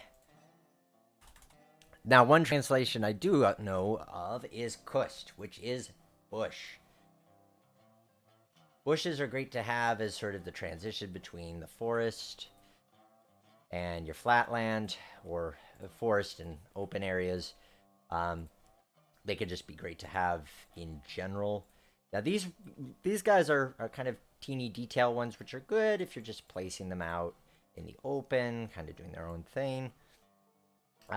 There's some big cluster ones that I really like working with, though, that really do nice as far as giving thickness, because it's so easy for the bottom of the forest to look kind of hollow. But when you put these down, it's like, yep, now there's more of a sense of fullness in the vegetation.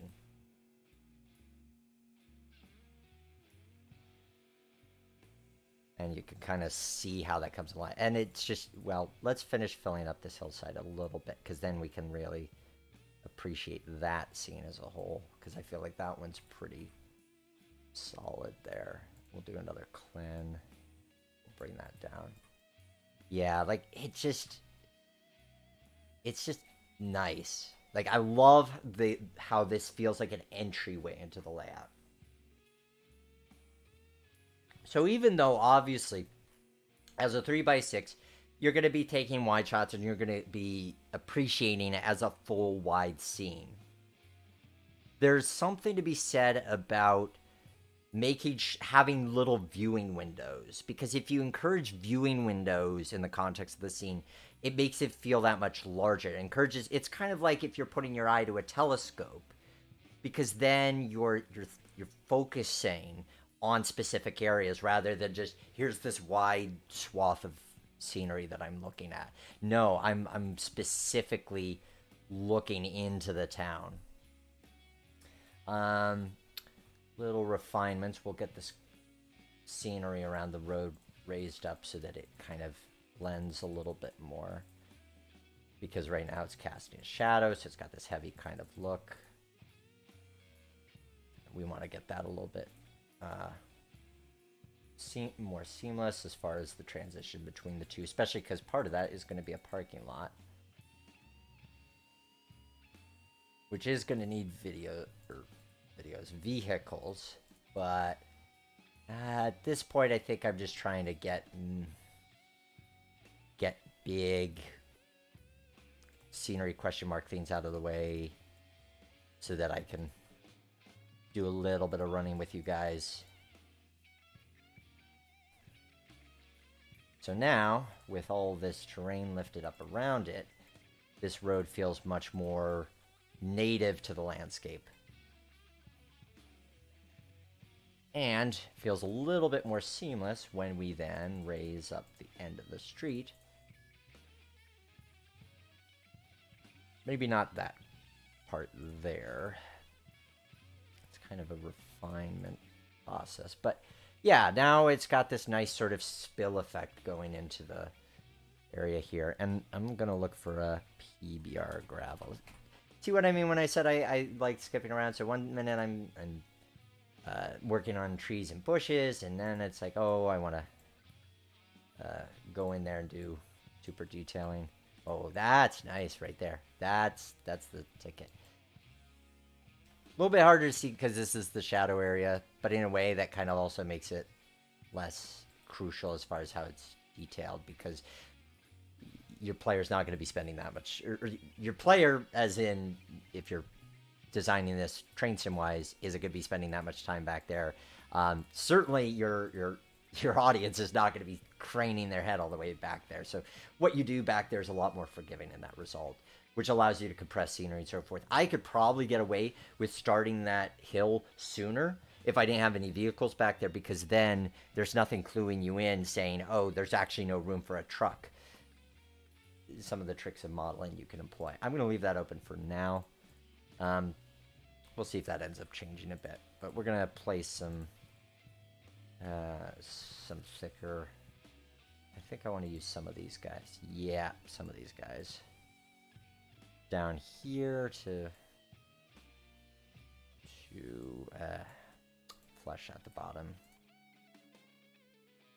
and then because this is a good one for kind of separating where the land is flat versus where it starts to go up on a hill.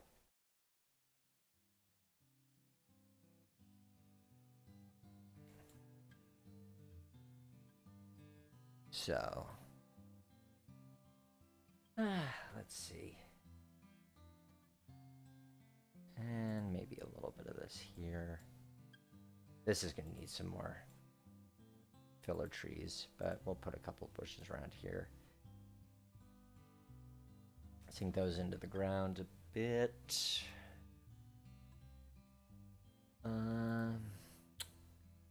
Oh, I haven't even done anything with the switch stands yet. Do we want to do that just to... yeah, we'll do switch stands. I'm feeling a stopping point coming on, so let's do switch stands, and we might just do them as a quick scenery replacement, and then next time we'll refine it a bit more. What kind of switch stand do I want to use? Maybe CNR ones. I have to see what's going to look right. The CNR ones, a lot of these have these lights on them, which for backwoods short line feels like it's a bit too much. So we're going to go with round throws. We've got main. These feel a little bit too ornate for what we're going for. Even these tall yard stand ones.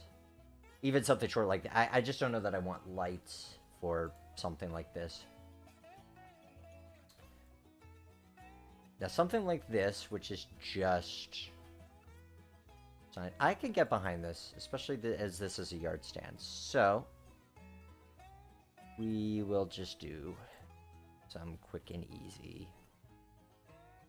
And we've got the... Yep.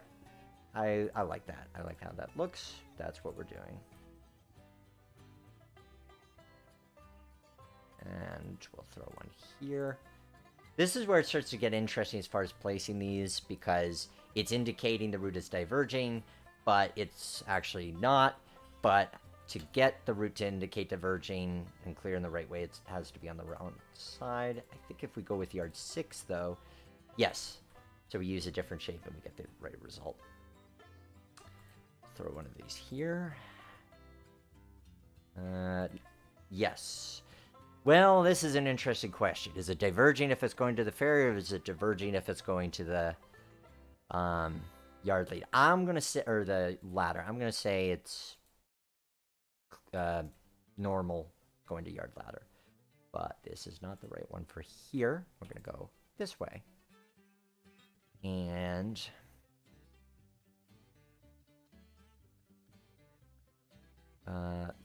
that's on the inside of the curve, so that's not where we want it. We're gonna do this one over here, and we're gonna switch it for the main. And last one to switch is the ferry. And is that gonna be the right way? Yes, that is the right way. And this one over here. Need to go with the other version of the shape. And that's going to be all of them on this side. So we've got all of the switches replaced. Yes, I know the steam engines have gone all wonky on us again, but such is life. So I think what we are going to do at this point, let's have some fun. Let's play a little bit. Let's try this out. I'm feeling like using diesels today, though. Part of the trick with these guys, too, is that in the sim, I haven't tested them on these curves. In the sim, these engines on tight curves aren't necessarily the best at accelerating and decelerating, so we are, we're just gonna temporarily sideline them. Instead, we are going to go back to those wonderful RS-18s. Hi, John. Thanks for joining. Glad you're enjoying this. Now the next question, do we do high hood or low hood? A difficult decision indeed. Thoughts, high hood or low hood? Comment, those of you live, comment. Are we doing high hood or low hood? Meanwhile, I'll get the rest of the train ready. Now, we're going to need a logging car. I know that the one I'm searching for is an SVLX log rack. We'll go with the yellow version. Looks like if we're using the runaround, which we definitely are, we're looking at 1, 2, 3, 4, 5. Looks like we can fit 5 cars. So that's going to be our train length, 5 cars. And if we're putting them into the siding here, you've got room for about 4. So I guess really 4 is kind of the limit. And if we say 4, then that gives us room for a caboose as well. I see a couple of votes for low hood. I'm seeing a number of votes for high hood. So I think high hood's going to take it. Yeah, I know, of course, I could be magnanimous and do both. But we're going to do one today. Maybe that's the fun of it, is then I'll tease the next time we'll do the low hood. Low hood fans, if you're watching this on repeat, you got to join in next time we're doing this stream, which I'm going to be trying to keep to content releases every Thursdays. So if there is, that means either there will be a live stream or there will be a new episode, a new pre-recorded episode of What Makes This Layout Great. Next week, I'm anticipating the next episode, so that'd be Thursday the 24th. I'm anticipating finishing the next episode, and that will be the Lake Erie, Franklin, and Clarion Railroad. A really wonderful track plan by Dan Burke. If I don't finish it by then, though, then we'll be coming back at this, and then it'll definitely be done 2 weeks from now, but which would then be the which would be in March, but we'll see. Okay, high hood, you guys have voted. We're gonna set ourselves up so we've got 4 logs loaded, ready to go here. It's overhanging a bit. We're gonna add some invisible track. Just a wee bit of invisible track.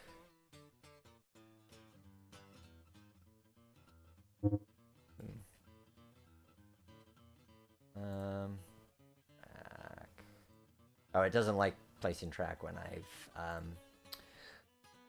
when I've got cars on there. So we got to move them off temporarily. And then we go back. We'll grab the same invisible track that we used for here. And place a section. Now we can come back and place these guys. Okay. We need to load them up. So with... There we go. Nice cars. 4 cars. Ready to go there. And we'll say... Let's keep it interesting. Well, let's see what we can fit on a single track. I have a feeling we're going to have to split it, but hey, that keeps it interesting. Oh, yeah, we'll definitely need to because we're going to want a caboose. CP cab.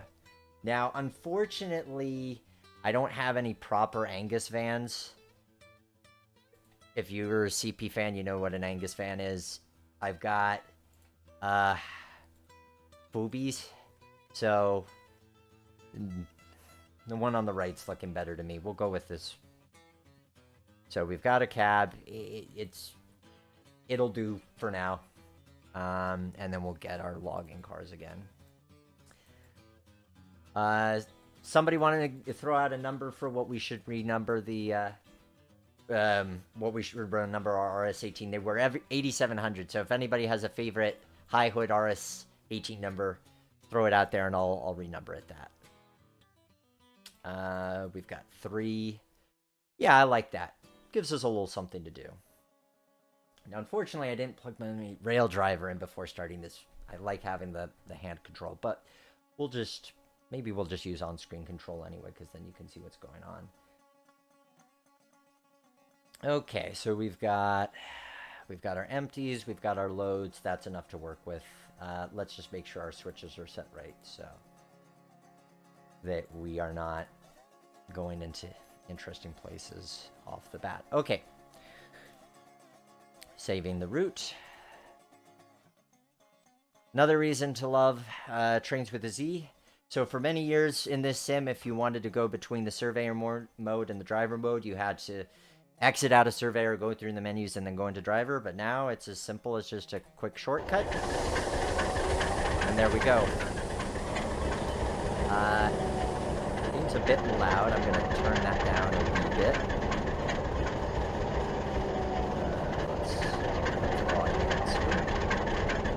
Turn that down. Let me know if it's too loud. 8784 is the number I'm seeing. Sorry, 8765 is first. Okay. I'm curious to know what the significance of 8765 is.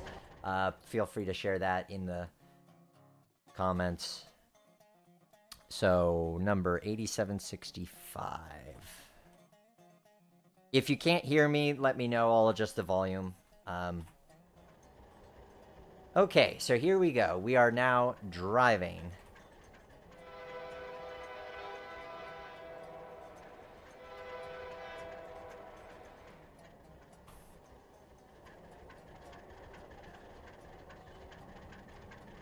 So we're gonna just pick up the empties, run them around a few times, switch them out for loads, and there we go. I'll do a little bit of turning off the menu as well so we can see what we're looking at.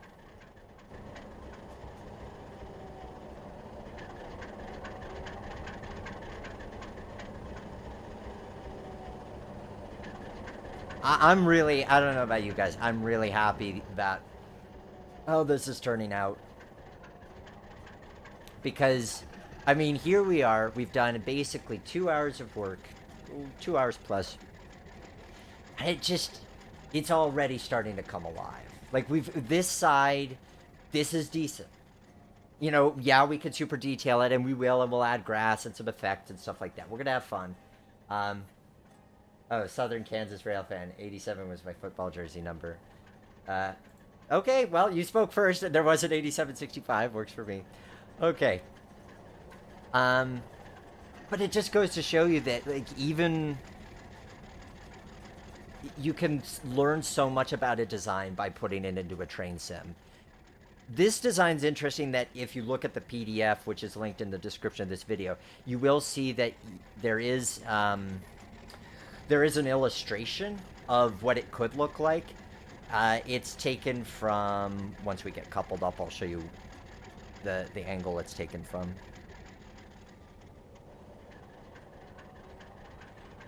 There we go. So it's taken from this angle, so it kind of gives you a sense of what it could look like. But there's nothing like actually placing the objects down in a 3D environment and seeing how everything relates to everything else. And I mean, I was excited about this going into this one. Now I'm just that much more excited. I think this is really something fun. And I hope that, I will be releasing this publicly once it's done. It will be available on the download station for free. And I encourage you guys to try it out and tell me what you think of it. And hopefully you guys have fun with it. And that's part of what I love about train simulators is, with model railroads, you have to go over to the person's house and you know, live near them to be able to see that. I've seen so many great train layouts that maybe someday, hopefully, I'll get to see them in person, but I live nowhere near them. This is something where now I have it, and you'll be able to have it too. And I really love being able to do that. Looks good at low angles. Yeah, I agree, Rico. Let's we'll come in for the hitch at a low angle.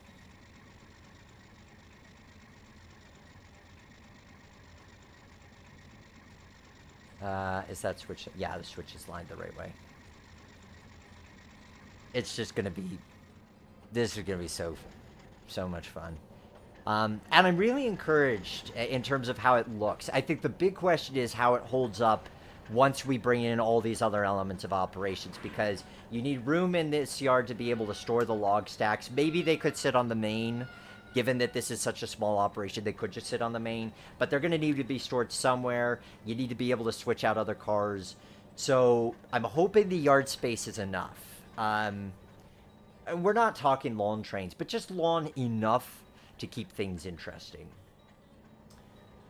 So we've got our train together here. Oh, there's a shot for you right here. Just frame. Yeah. Ooh, I like that. I like that. Screenshot time. Hashtag screenshot time.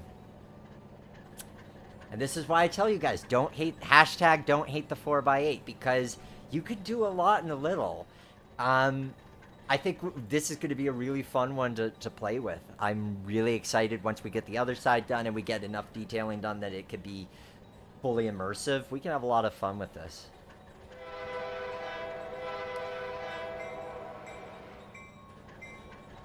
All right, time to head out.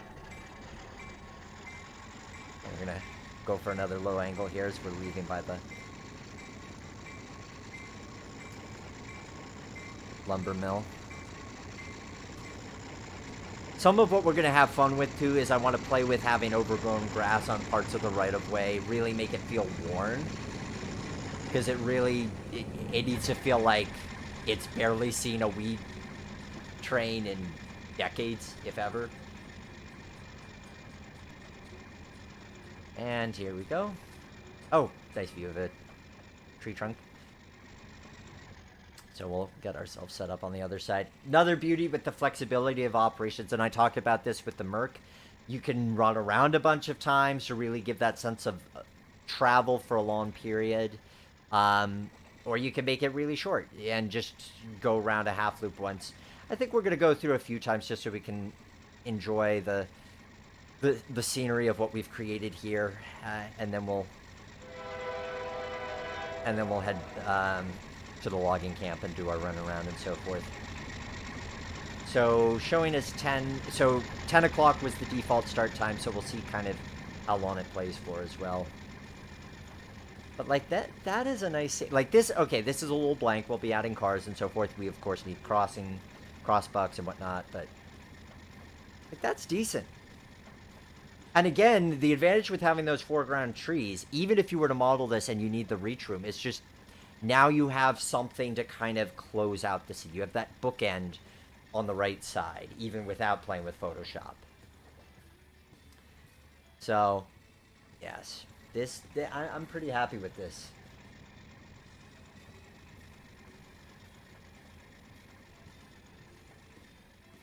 Somebody says run lawn hood. Well, when we turn back, when we run around our train and go back, we'll run lawn hood.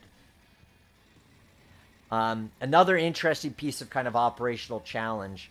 So, looking at this from a top-down standpoint, and we'll go into the map mode actually, so it's even clearer.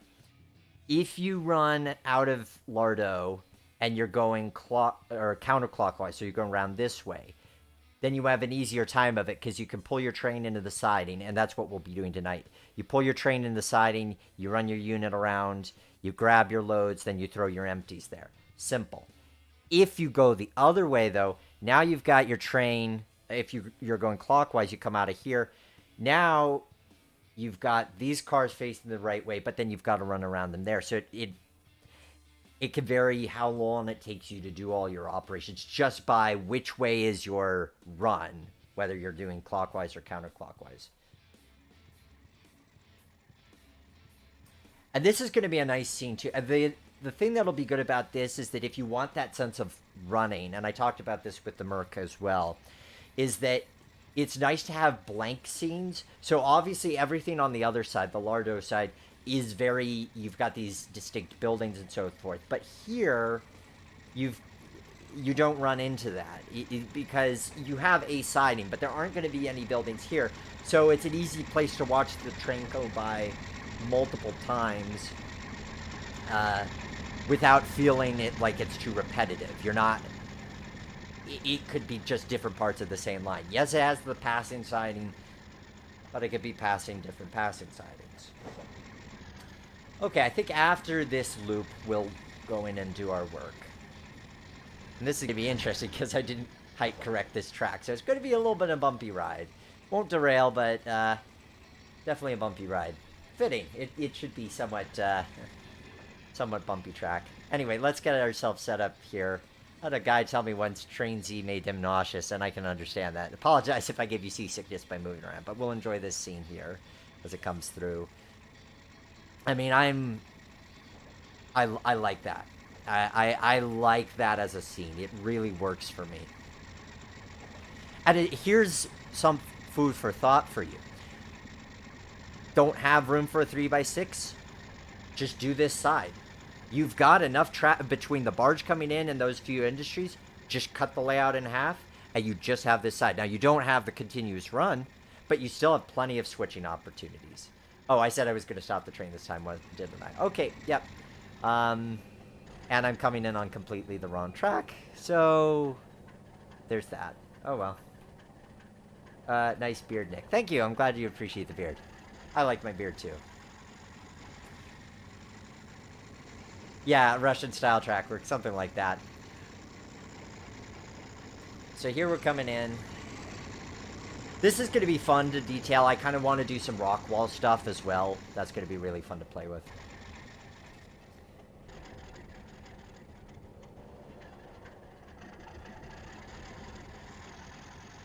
So this is actually going to be a pretty easy switching move for us because our caboose is on the tail end. So we're going to grab the loads. We're going to stick them on the tail end. The caboose is right where it needs to be. Then we just drop off the loads, or the empties to be loaded.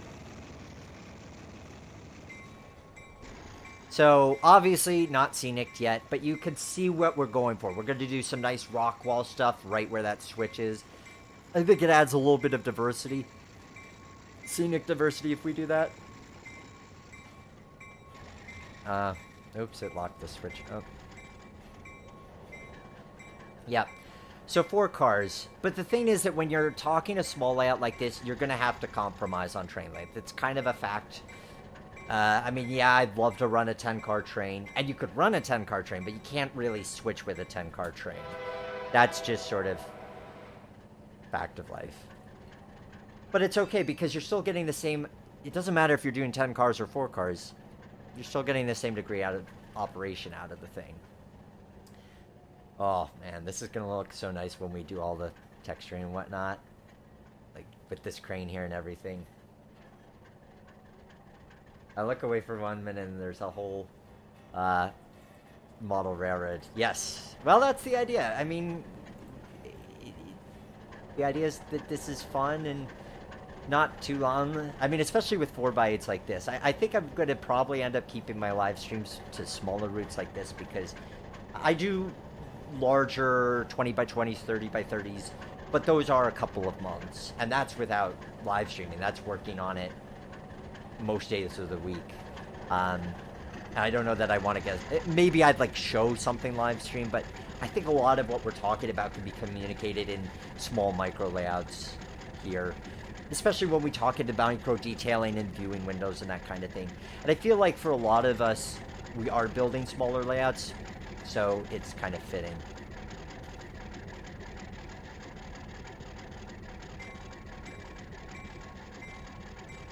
Oh, I didn't show a close-up of the bumpy track. Don't worry. Once we pull the empties, I'll show you the bumpy track up close. But yeah, this is going to be a fun one just to detail. Middle nowhere. I mean, one of the benefits of middle nowhere is it goes a lot faster than when you're doing buildings and roads and you have to fit everything together. Scene like this, we're going to fit things. It'll go pretty smoothly. I'm noticing now that my log crane is dumping logs in the middle of cars. I don't know if I mind that or not. I'm not sure about that. I kind of like it facing this way. If I don't, it'd be turning and putting the other way. The logs do disappear, though. I'm probably going to leave it where it's at, because it would be loading this anyway. Okay, here we go, pulling the loads. And we'll get a nice view on that, so you get kind of a sense of what we're going for in the future.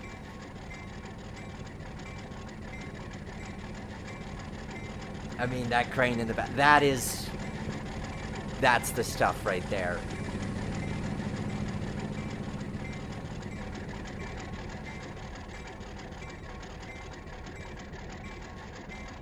I don't know if I threw that switch on the back end. I should probably double check that before I run through it.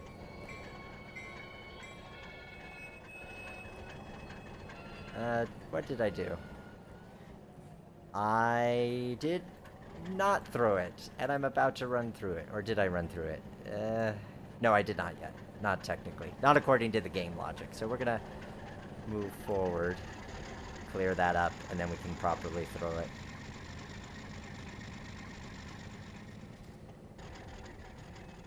Why don't you go work for the real railroads, Nick?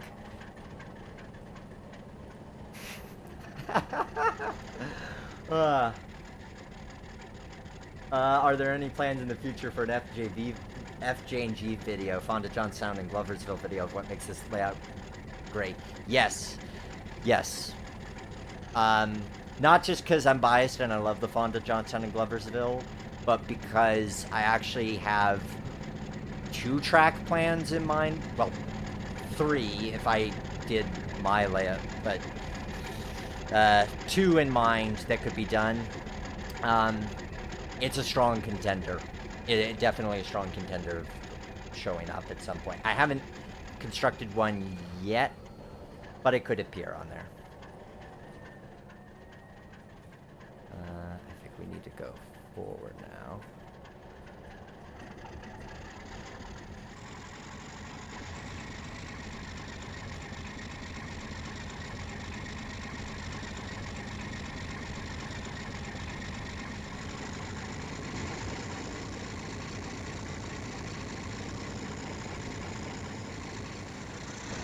This model is kind of showing it too. Some of the Train Z models, when you're on super tight turns like this, they get a little wonky.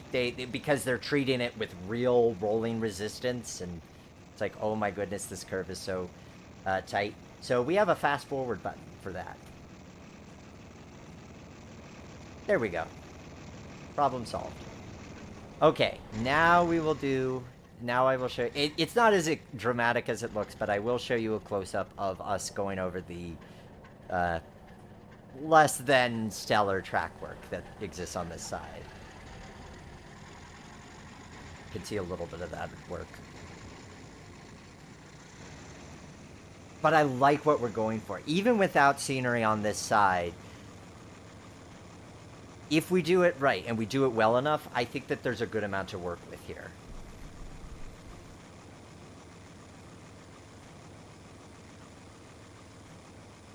Yeah, you can see a little bit of that bouncy-wouncy action. So in some ways, it's a prototypical logging railroad. Yay for that. Just needs a climax or a Shay. Or a Heisler.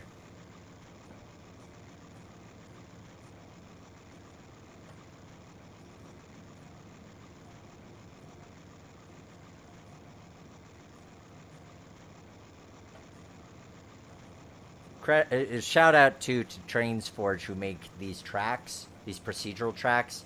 How they have the frogs that appear. I mean, the detail in these is just exquisite. These came out less than a year ago, and they are phenomenal. They just look great. I use them everywhere, and they did them in different gauges, including 3-foot. Interpret that how you will. And now we're gonna get ourselves set up with pushing these cars into the logging. This too, so while we're pushing this in, this is another case where, yeah, you could change the plan a bit. You could probably put a second car for log loading. I would err on the side of less is more for this side. I feel like there's so much detail on the other side. Yes, you could fit more than there is here, but I wouldn't, because I think it's beneficial to have breathing room, and it's a nice study in contrast to have one side that's really populated and has a lot of stuff going on, and then another side where there's a little bit less. This is going to have a lake per the track plan. We are going to have a lake in here, but I think it's going to be nice to not keep it and not have a ton of stuff. And honestly, even if we put more yard track, it's not like you could do anything with it, because you saw how small the yard is in Lardo. So even if we make the yard here large, it's not like we can really afford to make longer trains, because there's nowhere to put the cars when we get to that part. And we'll go for another low angle. Oh, yeah. That's the stuff right there. Oh, and look at that. They even have the animation of the log swinging. That is beautiful. That is so nice. Yeah, we're keeping that. Even if it doesn't match the size of logs we're using, we're keeping that. Okay, I think we've got room. We need to push a little more. Half a car length, 40 or 87.65. Truck.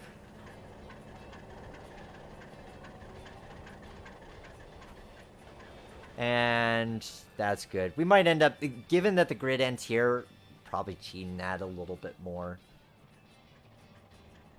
Just to make sure you could comfortably fit 4, because I feel like 4 is a good number. 4 feels like a train. If we get into 3, now it's starting to feel a little skimpy. Okay, now for whoever wanted lawn hood forward, you're getting lawn hood forward. Let's see if we could get the light set up correctly, because it's still set to go forward the other way, so we need to change the direction of it. We'll go into the editor for that briefly.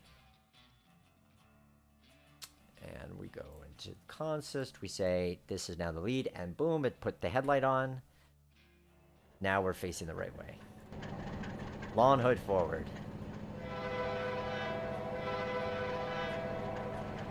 I'm going to take a screenshot of this just to kind of have a good before comparison, because this is going to look so cool when we do the after. And I'm feeling pretty good. I'm feeling like at 1, maybe 2 more streams and we'll have this wrapped up.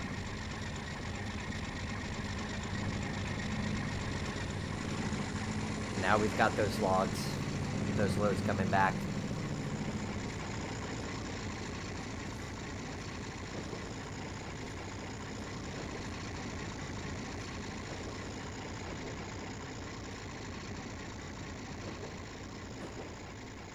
Yeah, we just need, we really need a nice Angus van.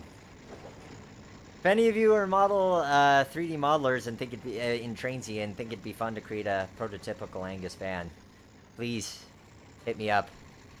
That would be a really good thing to have. Oh, fool, we were going into the yard. Okay, well, now we're going out of the yard as well. This is why I needed to. This is why I need a conductor to help me run this, because I am live streaming while running the train while also having to get my switches. Easier said than done. But fortunately, our yard was empty, so we're safe.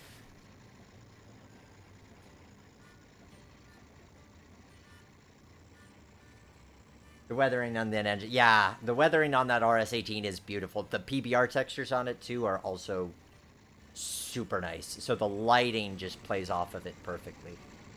And here we go. Like, this is a nice... You look at the... Like, this is just... This is the stuff right here.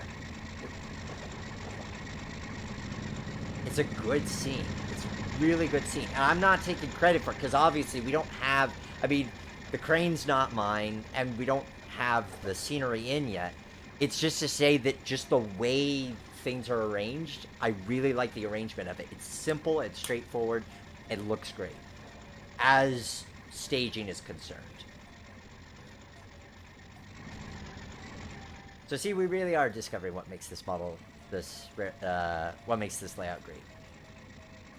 And then if we come here...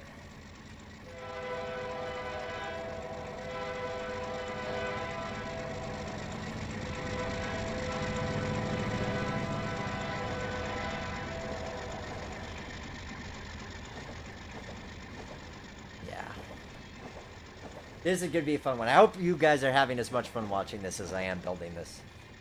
Or at the present moment driving through this. Because this is a... It's so much fun to watch this unfold. Or, I mean, I know, watch. I'm building it. Hopefully you're enjoying watching this unfold. But for me, even though I'm building it, it's still seeing it unfold. And I've been thinking about this layout for the past week. Pretty heavily, because it's like I knew I wanted to do this stream and I knew I wanted to do this layout. I kept playing with it like, oh, this is gonna be good, but how's it gonna actually look? And honestly, it's so...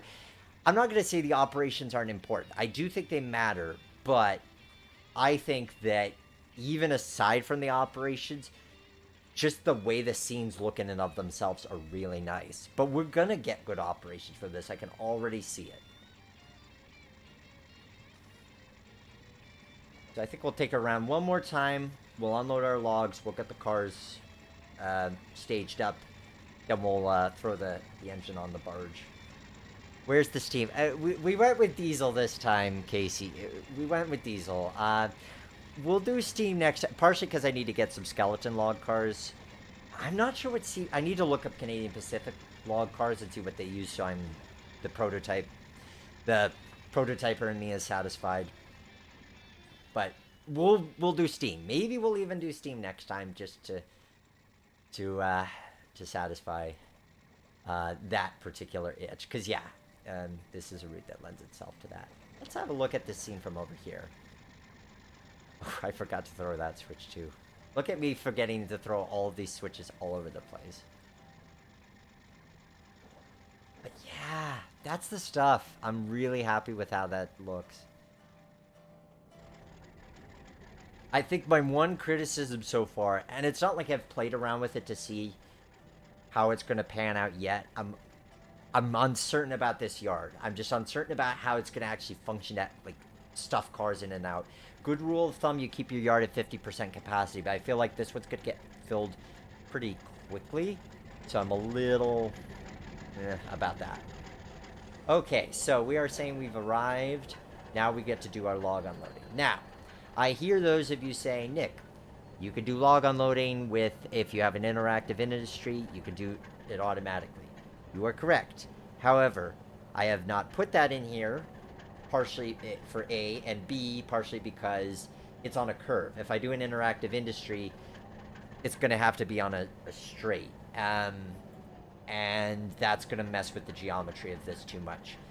So we're going to use the kind of surveyor builder method, which is to say we go into surveyor, we say this car,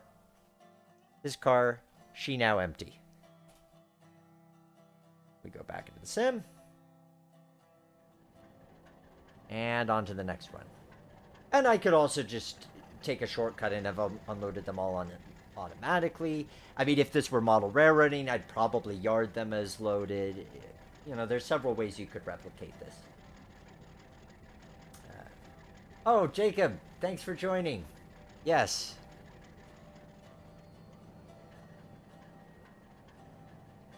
And back into the surveyor we go. Unload this guy. Change the loads to 0. So yes, I don't really mind the back and forth because at the end of the day, we're not getting something that's going to have logs actually rolling down into the pond. And even if they did, I mean, compare this size log to that size log, we're doing this the manual way. It's a trade-off in this case, but one that I don't really mind making. I think it's immersive enough because I'm still getting to move the cars around, and that's what I care about the most.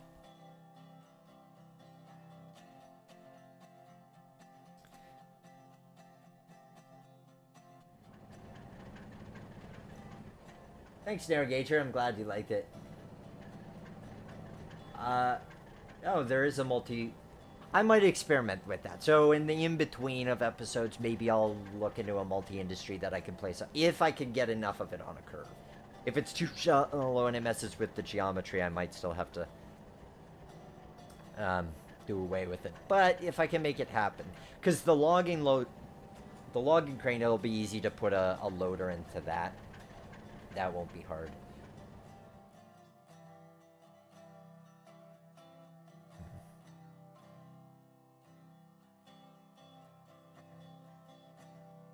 And there we go. All unloaded. So last thing we're going to do for tonight, wrap this stream up. We're going to yard the train. So what we're going to do is we're going to leave the caboose on the main. Put these flats into... hopefully they'll all fit on this track. If not, we'll move them over to the main. Because the reality is, in this operating scenario, in which you only have one train coming in and it's always coming off there, you could afford to block your main.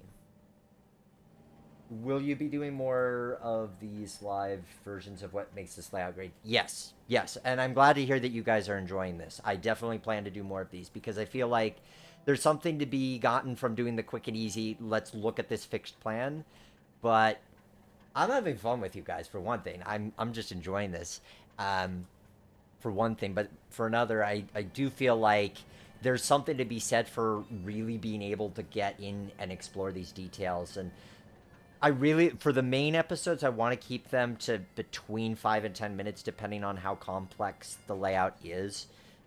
So that really doesn't give us time to get into individual scene blocking and so forth. It's really about looking at the general scope of the layout as a whole. So yeah, I think we'll keep this going, and I'm glad you enjoy it. So as I say, next Thursday, 7 o'clock, either there's going to be another live episode where we continue building this, or there's going to be the Lake Erie, Franklin, and Clarion track plan by Dan Burke for a full episode. And that just depends on how the editing goes this weekend. Simple as that. Looks like we can fit 4. Close enough. I'm going to call it at 4 there. Now we get... Oh, and of course I'm blocking the switch. So I'm going to go into the editor and do a little switcheroo. Oh, I can't do it there. Darn it.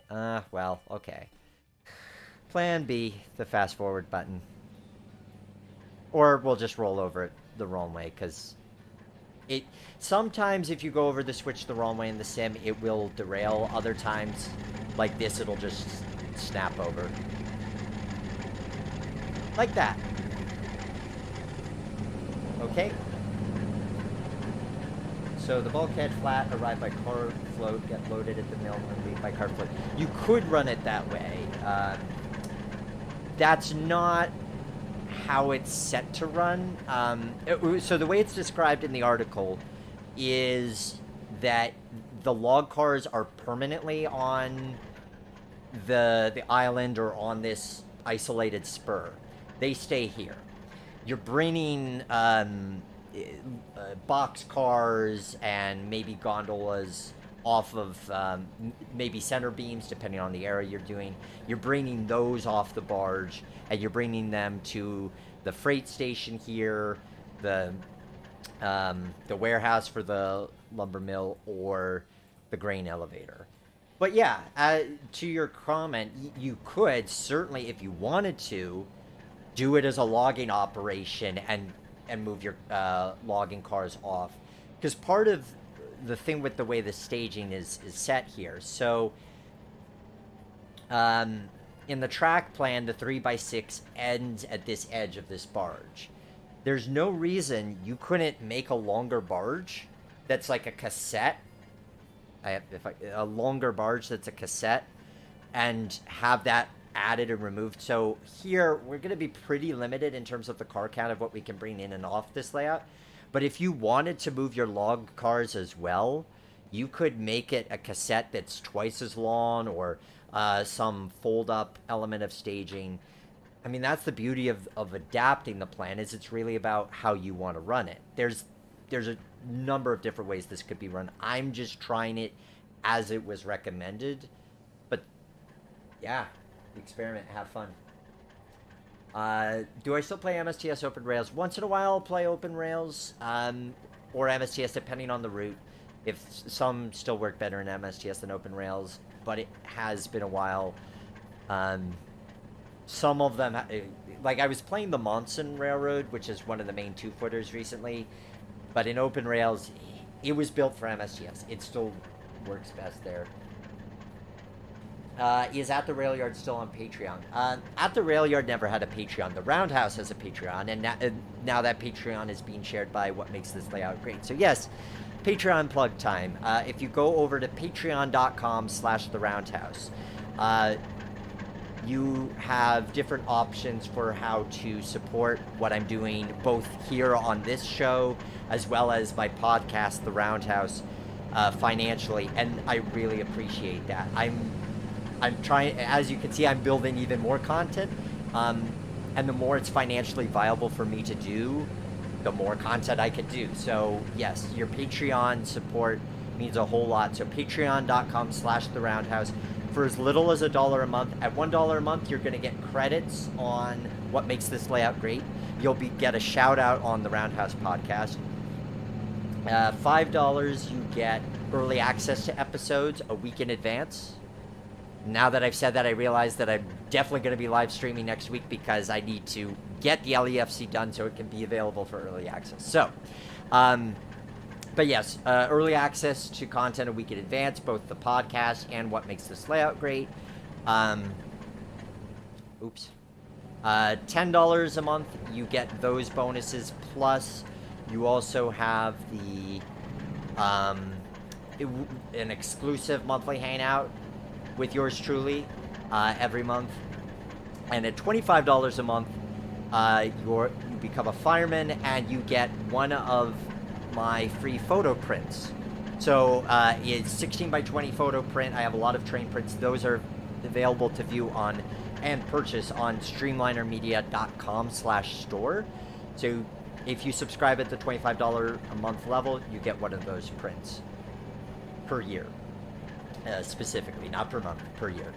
So yes, patreon.com/theroundhouse. If you're able to support even for as little as $1 a month, I really appreciate it, because I'm hoping to grow what we do both on the podcast and here. So any support you're able to lend for that is really beneficial. So thank you guys so much.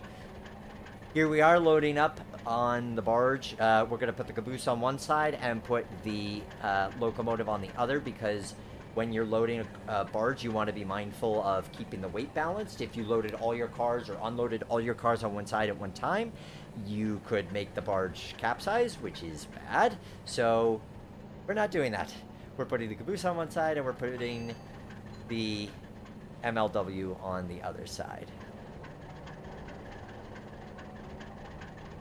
And it looks like, basically, if we're adhering to what's been designed, there's room for an engine, a caboose, and 2, maybe 3 cars, depending on the car length. So I may end up extending this barge a little bit. I don't know that there needs to be a lot of incoming and outgoing traffic, though. That's part of what's going to be experimenting is, I mean, it's not like there's not a large yard, and there's not a lot of siding room for those industries. So maybe there's something to be said for keeping it relatively small. All about experimenting. It's all about, now that there's this layout, and especially once you download it, you're free to tweak it as you see fit.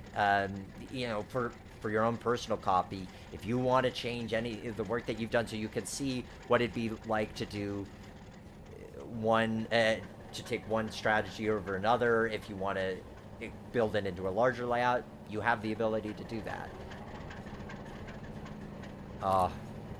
Shout out again to Rico who did this barge film. I'm gonna have to switch out the track that goes over this portion of it because obviously we can see the ballast here. So I'm gonna have to make this track section the no ballast section to get it to look right. But yeah, this ferry apron is gorgeous. And honestly, like, again, that's a good scene. And even though it's looking outside your layout, you put a photo backdrop that you could add and remove for your photos, that's going to look really good. It's going to look really nice and expansive. So there you have it. And that was 35 minutes of play. So, and that was just doing the logging operation. So if you were to do a whole session, and we probably will once we get this done, we'll see how things go on the build, but we might live stream a full play session of this and talk about it as a play session. But when you factor in adding, putting cars on the float, having to get them off, having to arrange them so that you could switch them with the industry, switching those cars out to the yard, doing the log run, then getting those cars loaded on the ferry. I mean, that's a good hour and 15 minutes of play, at least, probably, thereabouts. That's why it's not always about just how long you can make it or how many cars you can get in there, but it's about what you're doing with those cars. How many moves are you making? And I think for something like this, the somewhat shorter trains, I mean, you could build a longer train and run it round, but I think there's something to be said for the shorter trains, and especially just you have a nice engine that you want to make the star, you know, some kind of Jeep, an Alco, an MLW like we have here, or a nice little consolidation 10-wheeler like the D10. Then yeah, you're gonna have a good time. I think there's a lot of play value in this. So that's what we're going to be exploring more on what makes this layout great when we come back next week to finish up this side. Plan for next week, we're going to finish up this side scenically. We're going to come back over here, probably get into more of the super detailing. Hopefully we'll have the layout complete as far as most of the scenery by the end of the next stream, and then maybe we'll do a third stream that's just about the play factor and actually running it and talking about how it actually runs. There'll probably be a finished episode too. We'll just see how it all pans out time-wise, but I really appreciate you guys for coming along and being part of today's episode, and I hope you've had a lot of fun. I've enjoyed this immensely. I know I keep saying that, so hopefully it's not repetitive. Hopefully I haven't been repetitive, but this has been really special to embark on this journey. I've had a lot of support from you guys through comments as saying that this is a good idea and to keep pursuing it, and I certainly intend to do that.